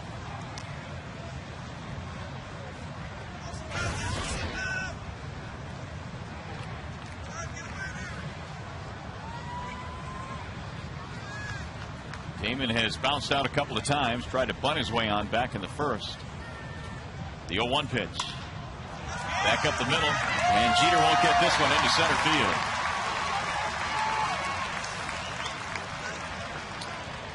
fans, all-you-can-eat seats at Comerica Park are now on sale. Located on the upper suite level, seats come with an endless supply of hamburgers, hot dogs, chicken, soft drinks, and more. Call 866-66-TIGER or visit tigers.com.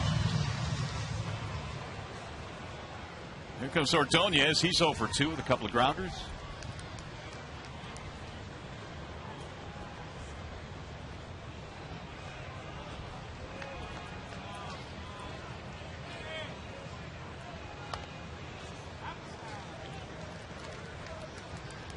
Maglio came in a career .306 hitter against the Yankees with 20 lifetime home runs against them.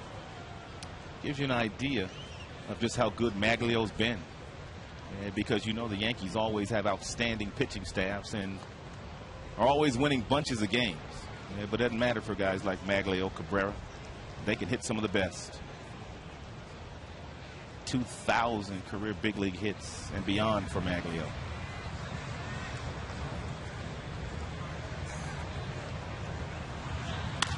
Driven down the left field line. That's a base hit.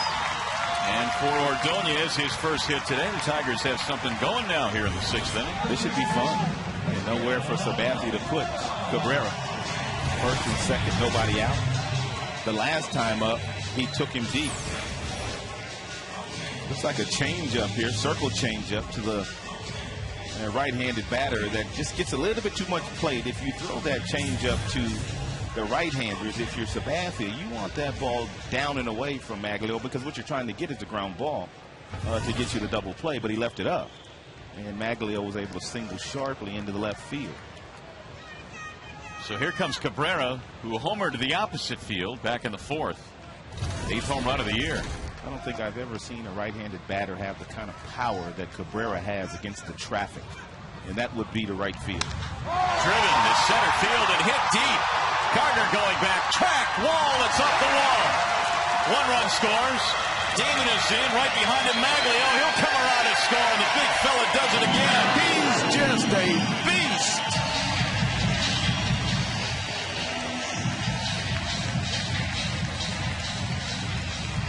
CeCe's been throwing a lot of first pitch strikes, and Cabrera is a very smart hitter and knows as much, and he's not allowing him to get the first pitch strike over the plate. He's homered the opposite way, and he's hit one 420 feet away from home plate, but look at the leverage with the body. Boy, what a talent. Cabrera, with his 14th double, has 3 RBIs in this one, 12-game hitting streak. This continues to be red hot this year. Take one more look at the swing and the finish of Cabrera here. And we always talk about the base of the body, but once he strides, you can draw an imaginary line right down the center of his body. And the bill of his cap is resting comfortably right over his belt buckle, and that's why he's able to do so much damage, because he's always in a really good position to do so. Here's Brennan Bosch, who homered in his last at bat. He already has a double and a homer in this game. Sabathia came in with an ERA of 3.04, but he's given up 5 runs now. Strike 1 on Bosch. That table setter, Johnny Damon. 15 multiple hit games this year now for Cabrera, and Jackson has 16 multi-hit games.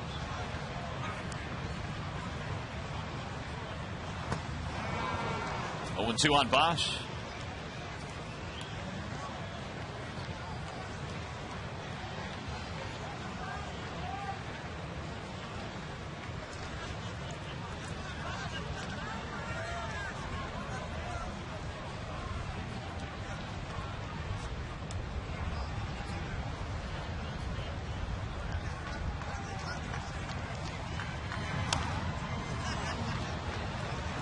Tigers now have 8 hits on Sabathia. A bunch of extra base hits. The Bosch double in the homer, the Cabrera double in the homer. Tigers have an opportunity now with a 5-0 lead in their ace on the mound to take 3 out of 4 against the Yankees in this series, with Boston coming to town beginning tomorrow.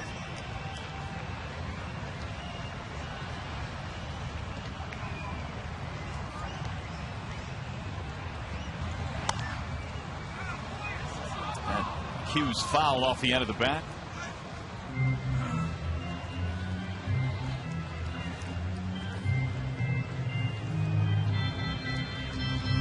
CC came into this one with a 14-10 record lifetime against the Tigers, but his ERA was about 4.5 in 28 career starts. The only other team that has beaten CC 10 times in the season, the Kansas City Royals. Of course, CC pitching in the same division as Detroit and Kansas City, while he was wearing a Cleveland Indians uniform. Again, the 0-2. Inside and high as Bosch buckles out of the way. It's a dangerous pitch. I mean, if you're Posada, you're asking for the ball up. And not only are you asking for it up, but you're asking for it in, and which is dangerous.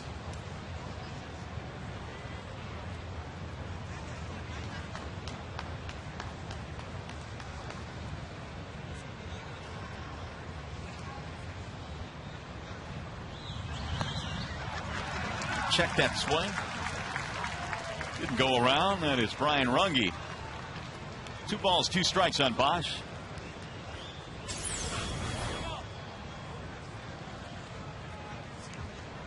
Clearly held up.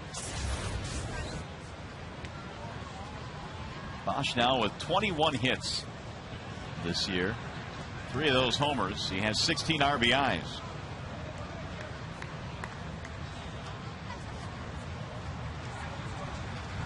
Wave and a miss, and Sabathia got him that time.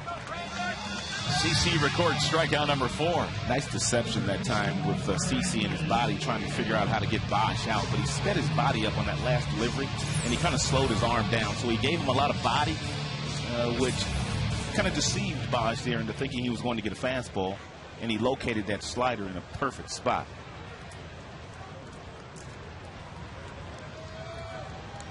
Here's Brandon Inge. Brandon 0 for 2, fly ball, ground out.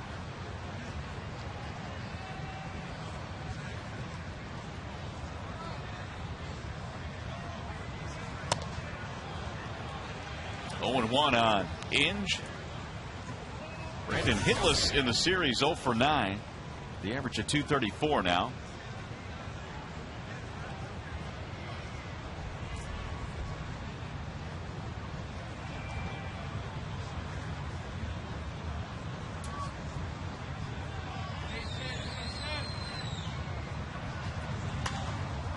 Flared back out of play. Sabathia this year had received about 7 runs per game, actually a little bit over 7 runs per start this year.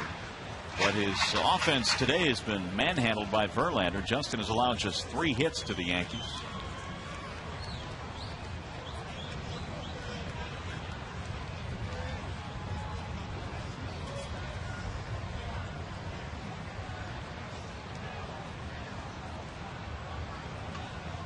And the 0-2. In the air to center. Gardner is almost in his steps. He'll measure it, and Cabrera holding. 2 outs.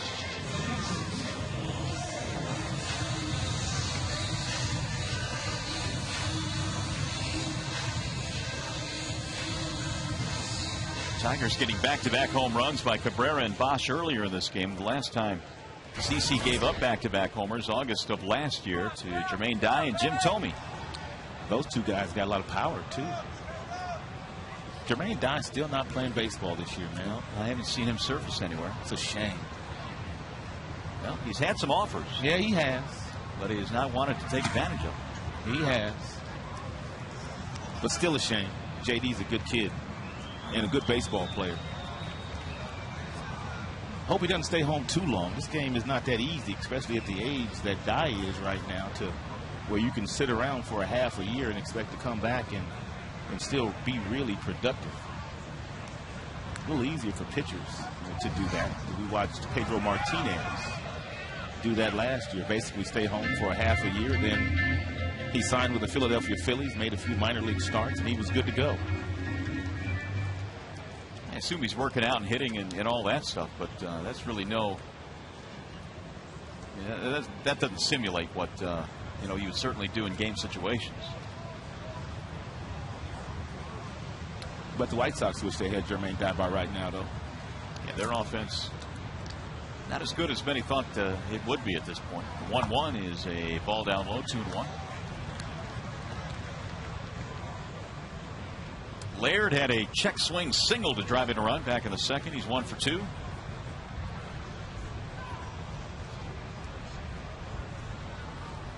Good hitters count here for G Money. Sit on your fastball. Swing and a miss. Change piece at 87 miles an hour. That's what separates guys like CC and Verlander. That's why they shared the major league lead last year with 19 wins. 2-1. You're dialed in for the fastball, and he throws you a changeup. And not only a changeup, but located beautifully on the black outside at the knees.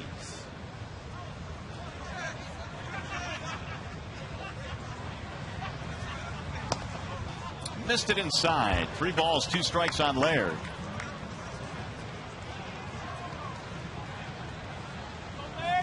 Sizemore waiting on deck if Laird were to reach.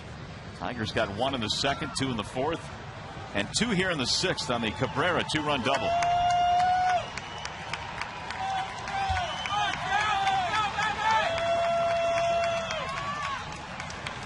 Three-two pitch. Driven to the gap in left center. Down, a base hit. This will get a run in. Laird takes the turn. He's going for 2. The throw is off the mark. Double and an RBI for Gerald Laird. I've talked about it quite often. When a player is struggling offensively, it really doesn't matter if you've got some really nice numbers against the opposing pitcher that you're going up against on any given day. And Laird came in with a .417 career batting average against Sabathia, and he's driven in a couple of runs today with a couple of base hits.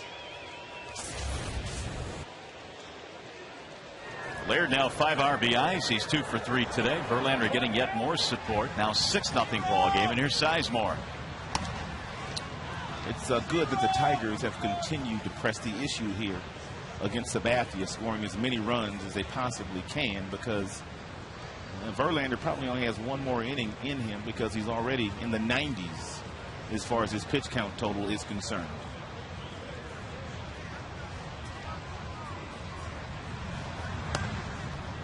Sizemore in this game 0 for 2. Hit the ball hard his last time up, but straight at the center fielder Brett Gardner.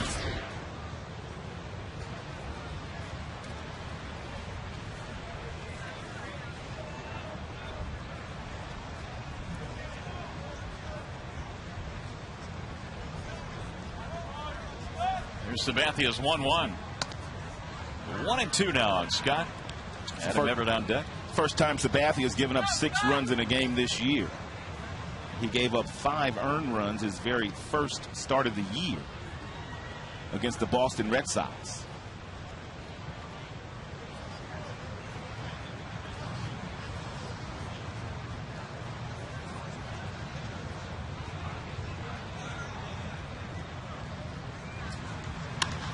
Drilled to right field.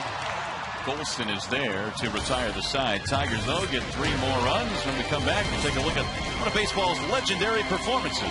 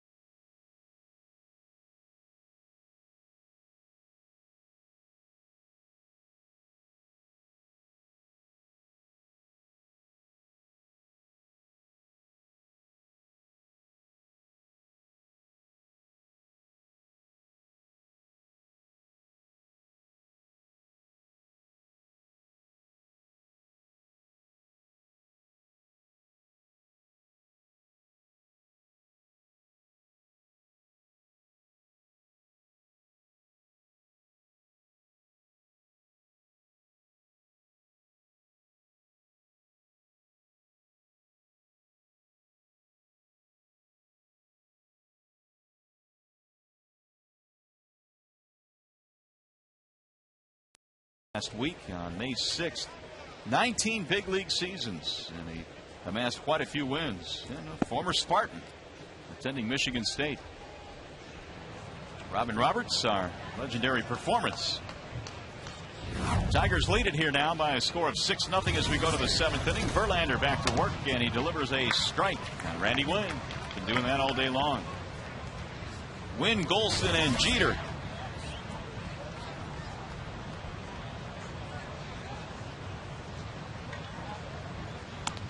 Ball high to Wynn. 1 ball, 1 strike.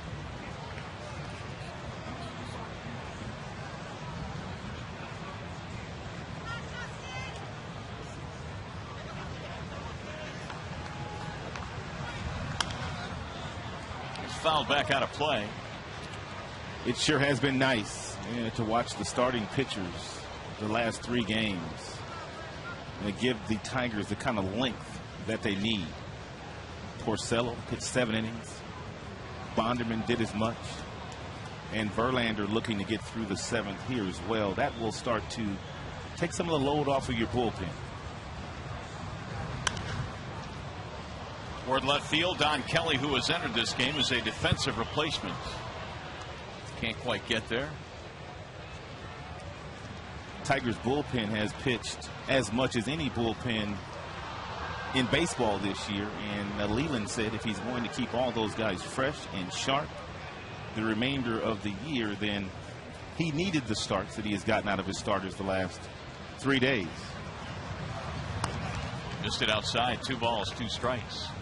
Yeah, I didn't think it was going to be possible, really, when you think about it, to continue to lead the league in innings pitched out of your bullpen, even though they've done some terrific work. Maybe, just maybe now, we're starting to see these starters inch deeper in the games, and that'll continue along. I thought Bonderman pitched a really good game yesterday. Coming into the year, it was the Tigers' strong suit, as Comcast gives us some numbers on Verlander. And if the starters do start to do as well as they have done, and the offense continues to click, it's going to be a fun summer. It's already been a nice spring. Into left field for Kelly. Wynn is out, 1 gone. And make no mistake about it, the Tigers have got unfinished business. They spent 164 days in first place last year. 164 days in first place. The Minnesota Twins only spent 8 days in first place, and one of those was the final day of the year. Action in the Tigers bullpen. Meanwhile, Marcus Thames is pinch hitting here for Greg Golson.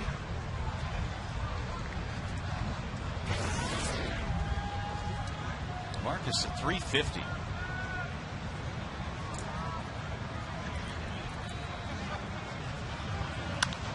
Fouled back out of play.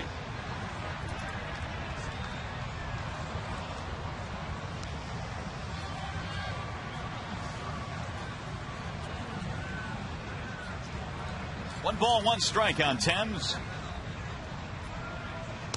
Saw Marcus yesterday down near the locker room. Forgot to ask him about his mom, Vetterine, who used to tune into us all the time when Marcus was a member of the Tigers. I did it for you today. Did you really? Yes, I did. How's she doing? She's doing outstanding, he said. Excellent. I told him that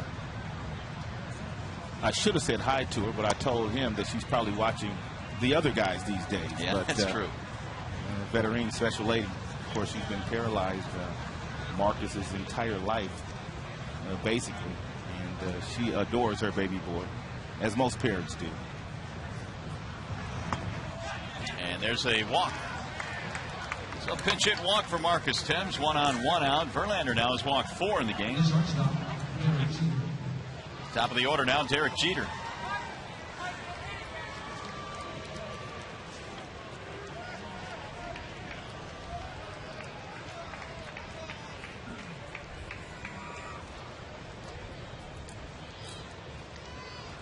So 4 walks now to go with the 3 hits that Verlander has allowed. It's also hit a batter, and that would be Derek Jeter.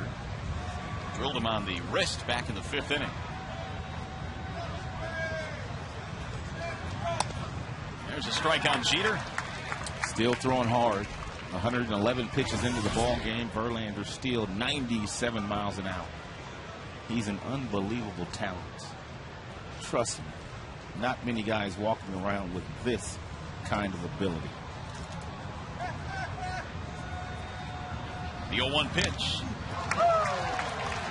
Make it 0-2. Make it 98 with the last fastball.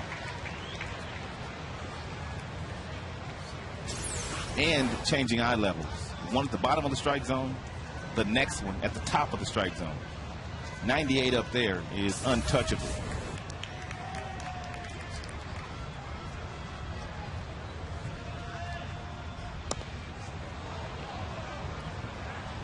Jeter's in a rough stretch right now. He had a base hit back in the first inning to start this game. It was an infield single, but he's still just 1 for his last 18.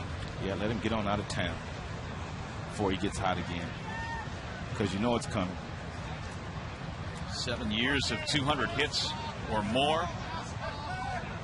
Swing and a miss, and Verlander takes care of it. Wow. 4 strikeouts. Oh, goodness. Verlander. Quit it. 2 gone.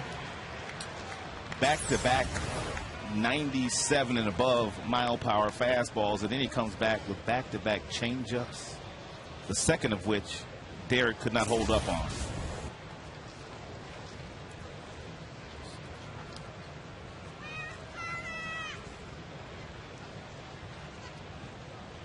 Here's Brett Gardner with 2 outs.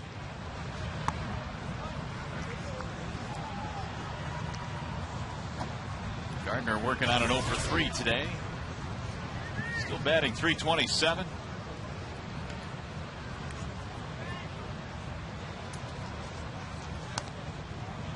Two and 0. That's going to bring Laird out to the mound.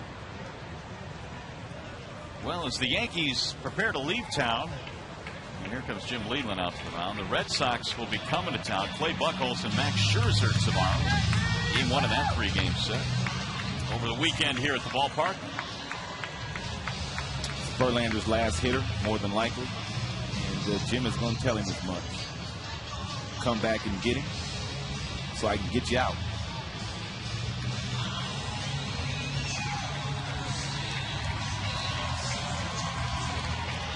.116 pitches right now total for Verlander.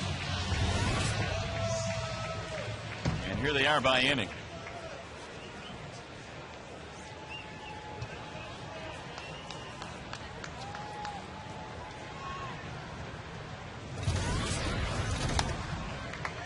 Two and 1. Most pitches that Verlander has thrown in a start this year, 125. He did that against the Angels. That was back in L.A. in late April. And the first West Coast swing the Tigers took. Fouled away. 2 balls, 2 strikes on Brett Gardner.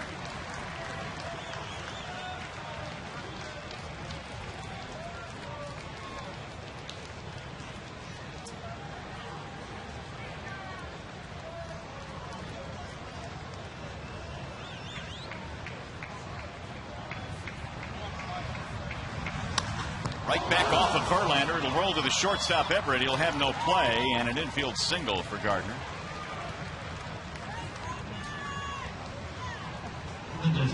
That'll put runners at first and second, and Leland's going to take him out of the game. That's going to be it with Mark Teixeira coming up. The Tigers will be going to the bullpen, and that means Verlander is done for the afternoon. But what a job he did. We'll get a nice round of applause. Joel Zumaya will take over, and a standing O for Justin Verlander.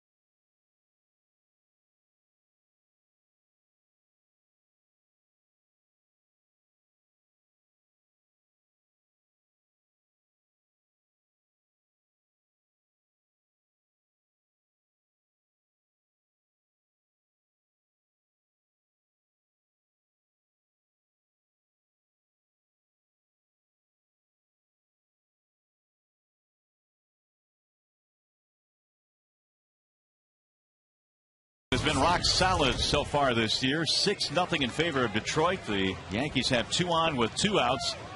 And Zumaya takes over for Verlander. Mark Teixeira is the first batter he will face. And Zumaya tied for the American League lead. Or actually has the American League lead in 20 innings pitched so far this year. Zumaya has inherited 10 base runners this year, only 2 of which have come around to score. He's got 2 out there right now. He's trying to strand for Verlander, who was very good today. Jim Leland was pretty adamant about not pitching Zumaya yesterday to make sure that he gets plenty of rest between his outings, and he is out there today trying to put out the flames here in the 7th. Joel admitted to me a couple of days ago that he got a little tired in that game against the Yankees, when he needed some help from Phil Coke with the bases loaded and nobody out. And Phil Coke was able to strand 2 of the 3 runners that he was given to when when Zumaya departed. Good outing, Verlander, shaking his head. It's a good day. Good day. 2-2.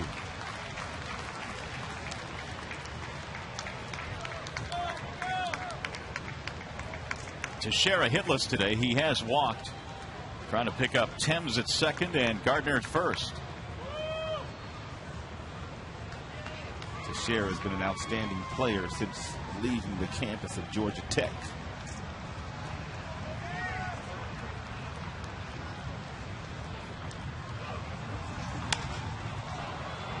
Shallow left field. Don Kelly is coming on to retire the side, so Zumaya gets the job done. Stretch time here at the ballpark. Everett, Jackson, Damon coming up.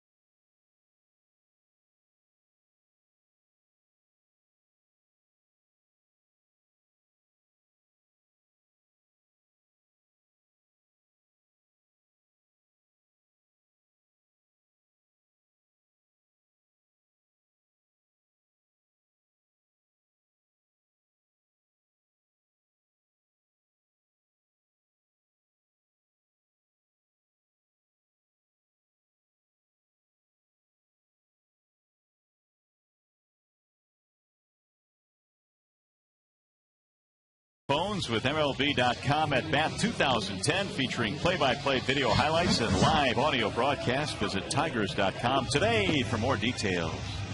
Get the most out of your phone. I'd like to say hello to the parents of Chad Meyer who are watching at home today. Virgil and Betty Meyer on the field today. Young Chad was honored with his teammates, Adrian Baseball College. And Chad died last Friday. He was a third baseman who battled cancer for the last year and a half. And his grandparents are at home watching. His teammates at the ballpark today. So our thoughts and prayers are with the Meyer family here this afternoon. That's a nice note, Rod. Adrian, very, very good baseball program here in the state of Michigan, and all their fellows out today. So our heartfelt sentiments to them. Here is Ivan Nova. He will take over. So Sabathia is out of the game.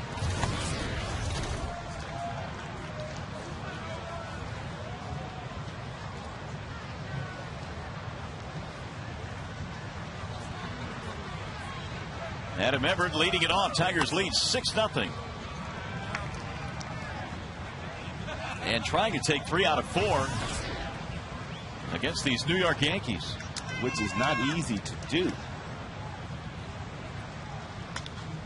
Everett pops it up foul, back out of play.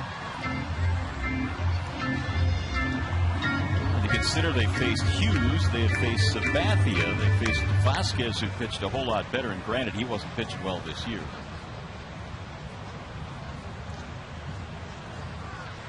Two and one on Everett.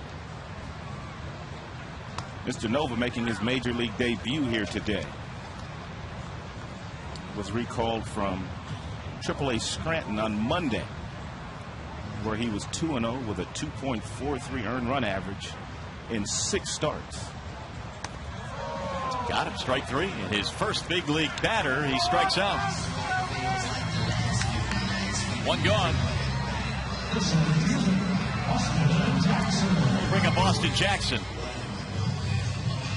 4 changes. Marcus Thames stays in the game. He plays in left field. Randy Wynn has moved to right field. Austin today is 0 for 3.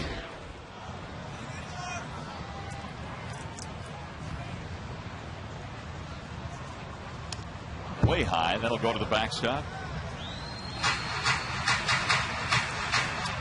Cat looks tall. Well, they list him at 6'4", 210. The Yankees draft him big.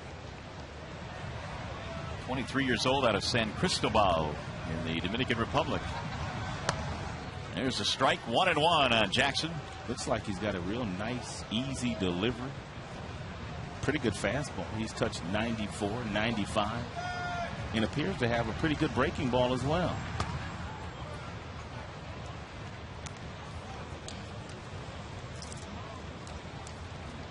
Sabathia went 6 innings. He gives way to Nova here in the 7th. Verlander, meanwhile, another outstanding effort today. That's in the air toward right field. Routine for Wynn. Over toward the line. 2 gone.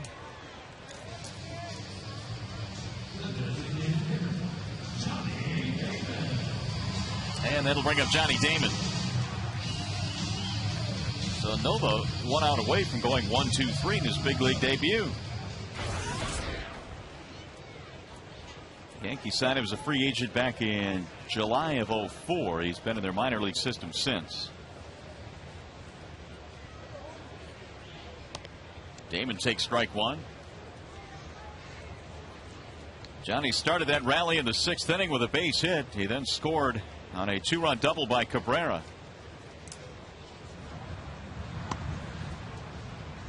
1 ball, 1 strike.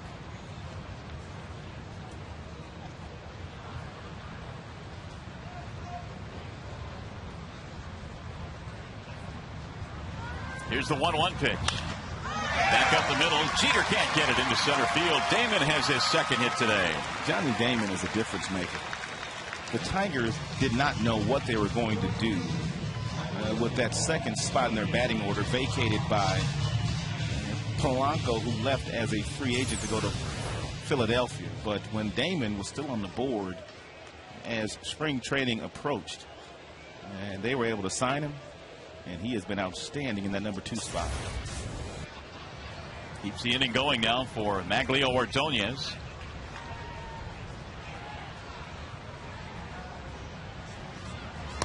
First pitch outside to Maglio, 1 for 3, had a single, scored a run in the 6th.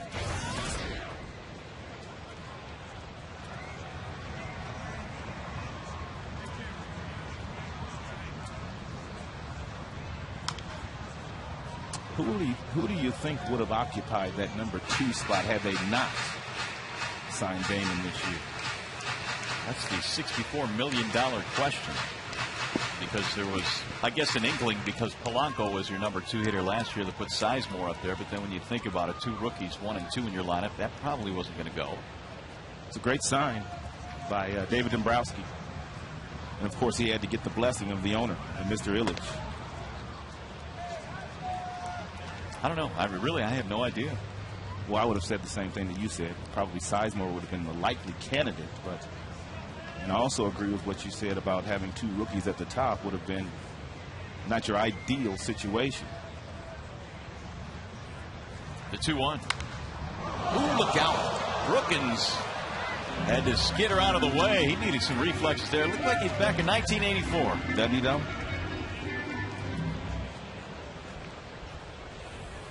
Still got those quick reflexes. Boy, that's scary. He's just getting loosened up. 3-2.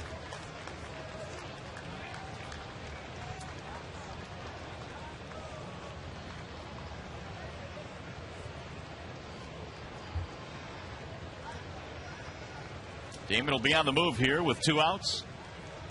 And the 3-2 pitch. On the ground, back up the middle into center. Base hit. Damon will go to third.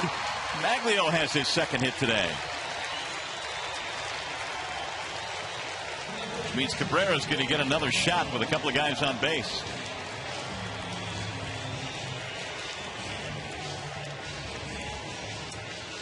And the big fella came into play today with a cool .625 batting average against CC Sabathia, and he got loose in the game today as well. He homered to right field.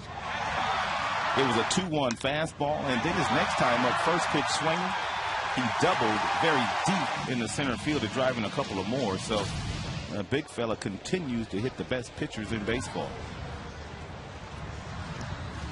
Good block there by Posada, the catcher. Well, Cabrera this year is 20 for 40 with men in scoring position, a .500 batting average. Ooh, it's lethal. And we're already in the month of May. Lethal. You can't get him out in the strike zone. Really, you can't. Came in second in the league in on-base percentage as well at .456. And now what in the world does Nova do behind in the count? 1 ball, 1 strike. Located 95-mile-per-hour fastball at the knees, I guess. That usually works. Yeah. 1-1.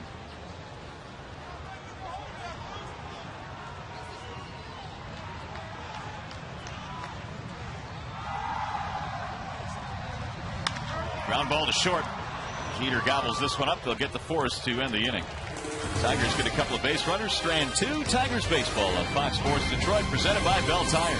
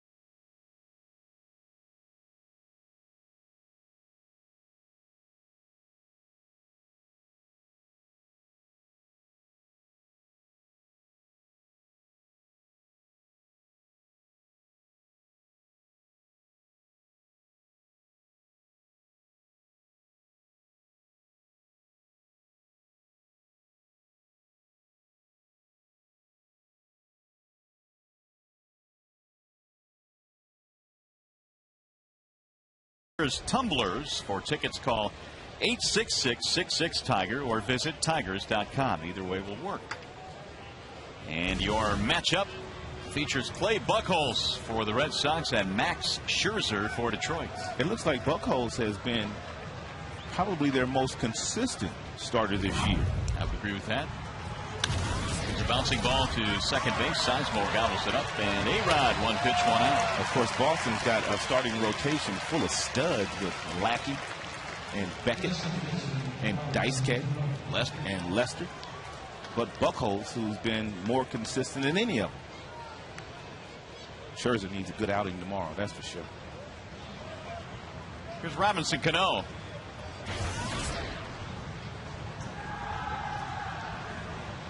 Cano is 0 for 3. Ground balls all 3 times. Zumaya came on in the 7th, got the final out. He got to Shera, and now he gets A-Rod.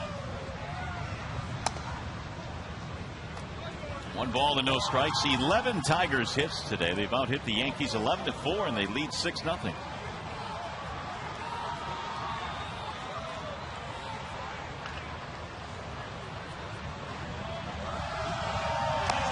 Swing and a miss by Cano. 1 ball, 1 strike.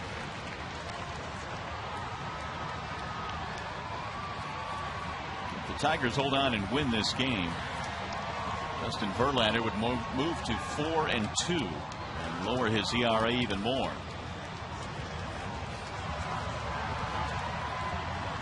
The 1-1. A little bit outside. 2 balls, 1 strike.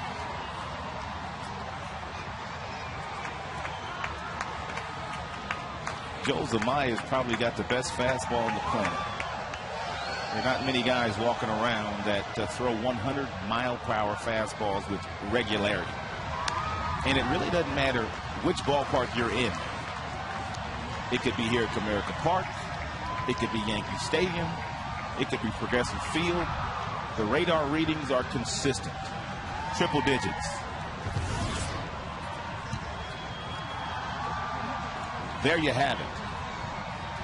And sometimes you can go to ballparks and some guns are a little hot. You know, guys' velocity numbers are a little higher. But that really doesn't matter with Joel. 2 balls, 2 strikes.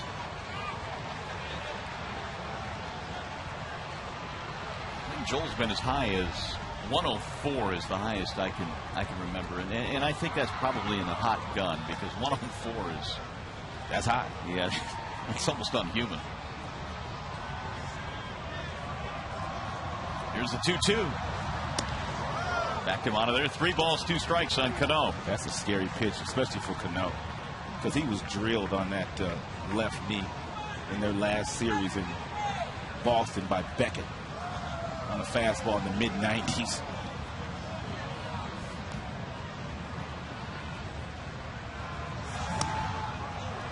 And Zumaya missed again. That's ball 4. I was wondering if that was ball 4. It said 3-2 on the board. And finally, Cano heads to first base. What's going on with the Tigers player of the game? Courtesy of McDonald's, Miguel Cabrera has 58% of the vote so far. Verlander has 19%. Brendan Bosch checking in 3rd place. Brought to you by the McDonald's Deluxe Angus 3rd Pounder.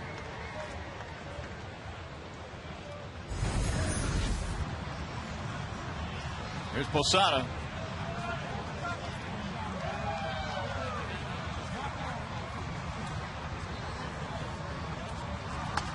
Zumaya came into this series not having walked a batter all season long.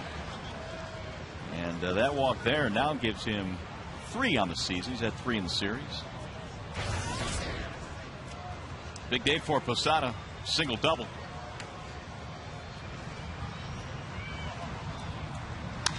Bouncing ball back up the middle. Everett waits on the hop, flips to second, and it's dropped there by Sizemore. You got to make sure you get one out there. You got to make sure you get one.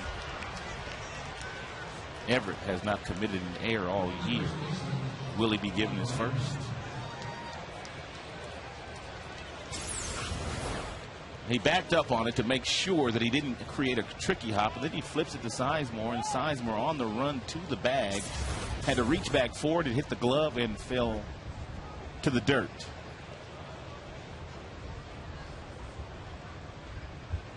There's Juan Miranda.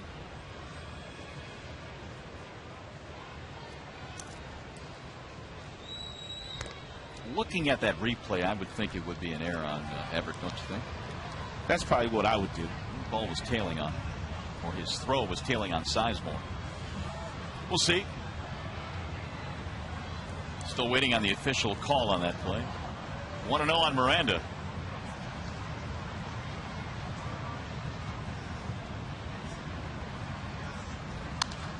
Fouled away, 1 ball, 1 strike. Miranda with a pop-up and a fly ball. He's also walked.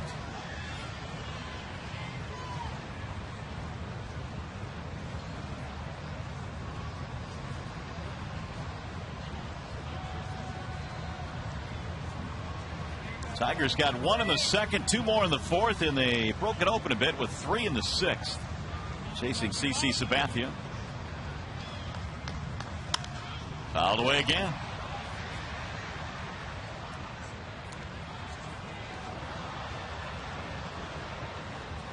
We're giving the error to the second baseman, Scott Sizemore. Fielder's choice, E4. I assume that's how the ruling will go. And it is. Second error of the game for the Tigers. 1 ball, 2 strikes.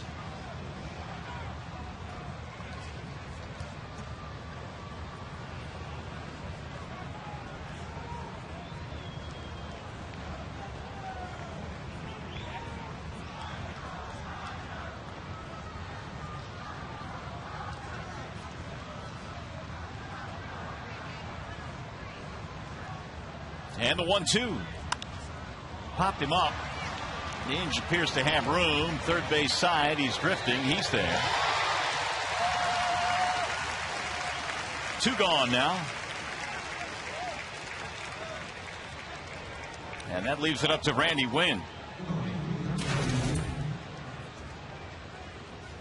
Tigers with a victory today would win their 20th game of the season.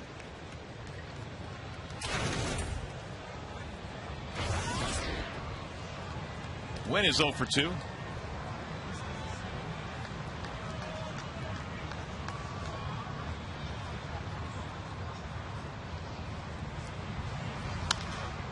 Slap foul back out of play. And if the Yankees fail to come back in this game, this would only be the second series that they've lost all year. Tigers handed Minnesota their first series loss at Comerica Park in the last homestand.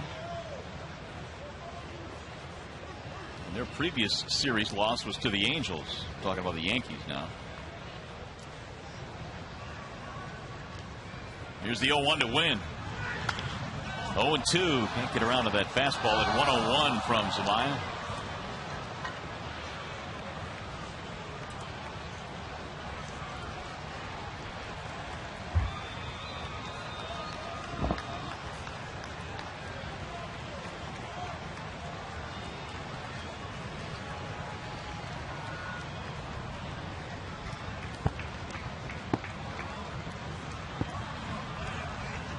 Now the 0-2 pitch.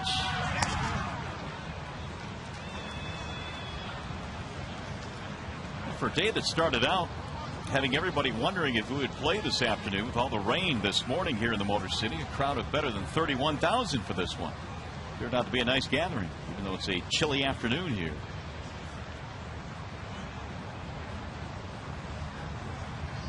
Here's the 1-2 pitch.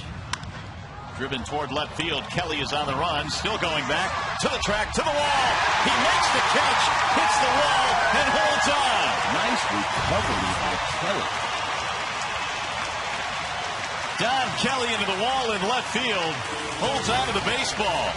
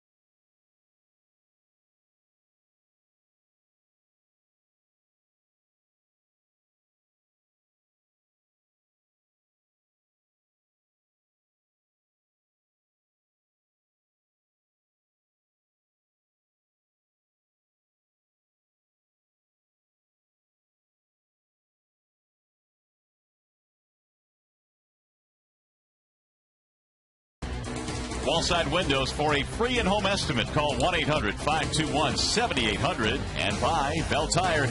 Get the lowest tire price, period. Here is the Comerica game summary with the Tigers leading at 6-0 in this one. Cabrera double homer, 3 RBIs. Brendan Bosch, another big game for Detroit. And Justin Verlander, really good today. He did walk 4, but he struck out 4 and did not give up a run to the Yankees. Two big fellas are smiling. What a play here by Kelly. He got turned around momentarily, but he was able to recover. And you can see him with that right hand out, bracing himself for the collision with the wall. A nice job there by Kelly. Don leads it off here in the 8th inning. He'll be followed by Inge and Laird. Most of Kelly's work this year has come as a defensive replacement. Few starts. Nova back out there. Ivan Nova in his big league debut.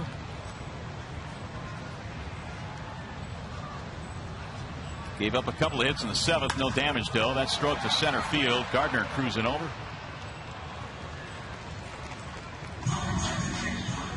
One out here in the 8th.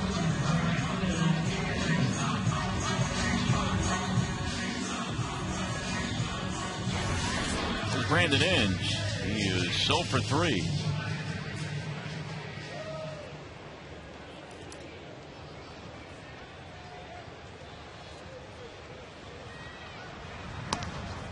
Ball 1 to Brandon.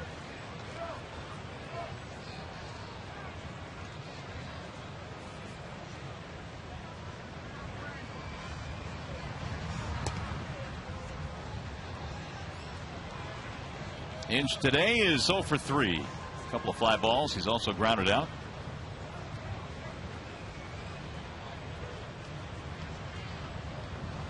Now the 2-0. 3 balls, no strikes to Brandon. No doubt Brandon will be taking here. 6-run lead in the 8th. A 3-0 pitch. You don't swing.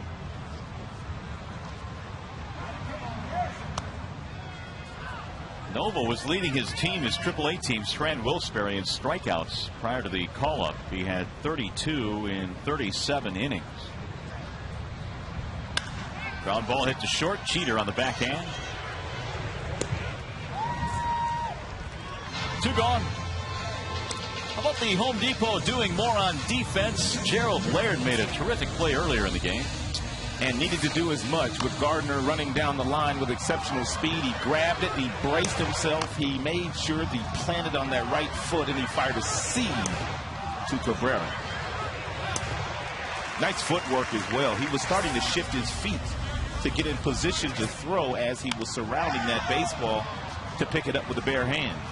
Cano handles this one. Laird is out. 1, 2, 3 go the Tigers. We are headed to the 9th. Tigers trying to take 3 out of 4 in this series.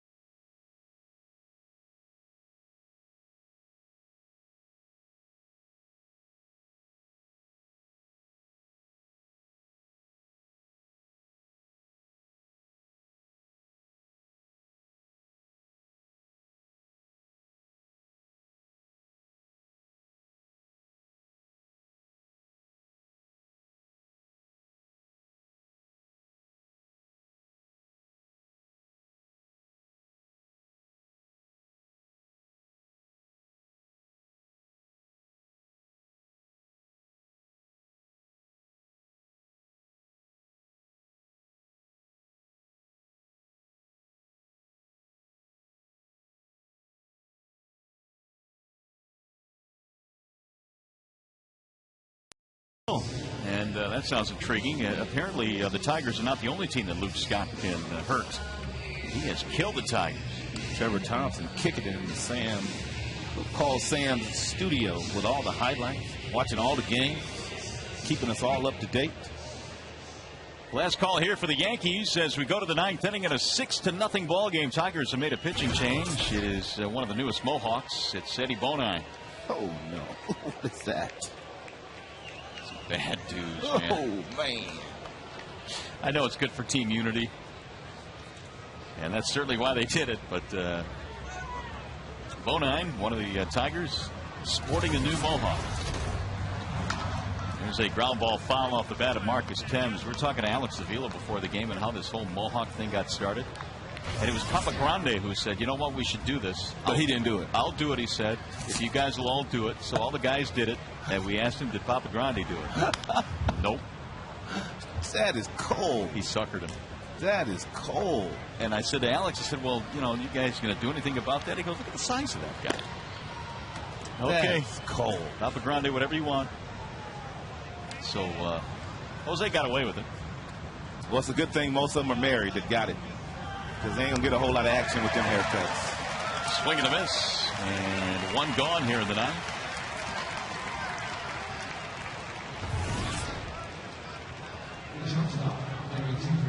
He's gonna bring up Derek Jeter, and Jeter probably happy to be leaving town here. He has not done well in this series.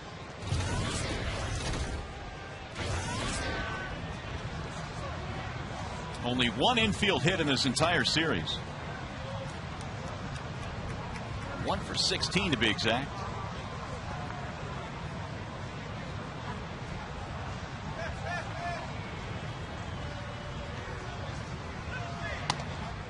Bonine misses high, 1-0.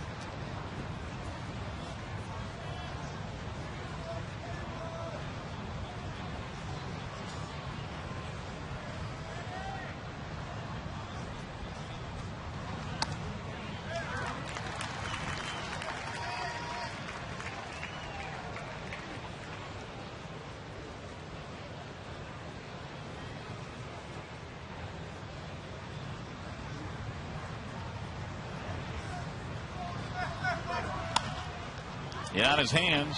Everett, tough play. Got him. Adam Everett taking a hit away from Derek Jeter. 2 gone.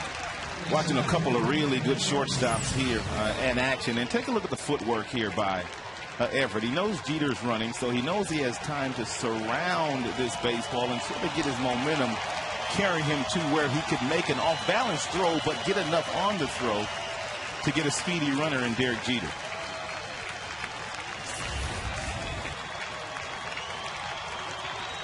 Brett Gardner, their last chance, and he takes a strike. 6-0 Tigers. A dominant performance today for Detroit. Only 4 hits for this Yankees team. And 1 out away from taking 3 of 4.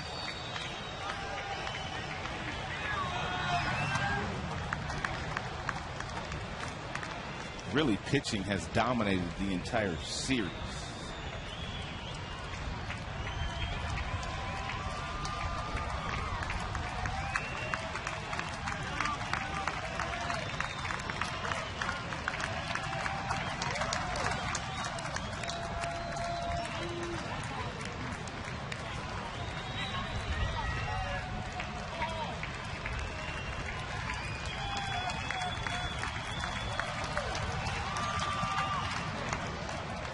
Two and one.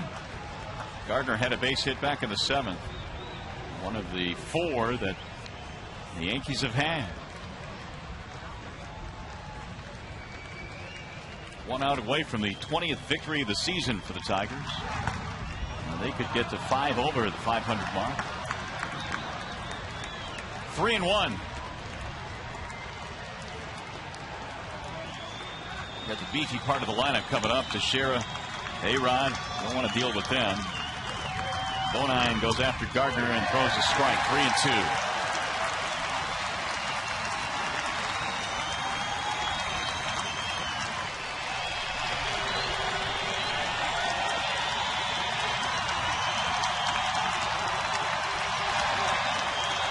31,000 plus on their feet. And a fly ball. Right field. Jackson calling off Ordonez. Tigers win 3 of 4 from the Yankees. An impressive 6-0 victory here today. And the last time the Yankees were shut out twice in a series, 1999. Doesn't happen very often. The Angels did it. Joe Girardi and the Yanks will leave town having dropped 3 of 4. There's your final 6-0.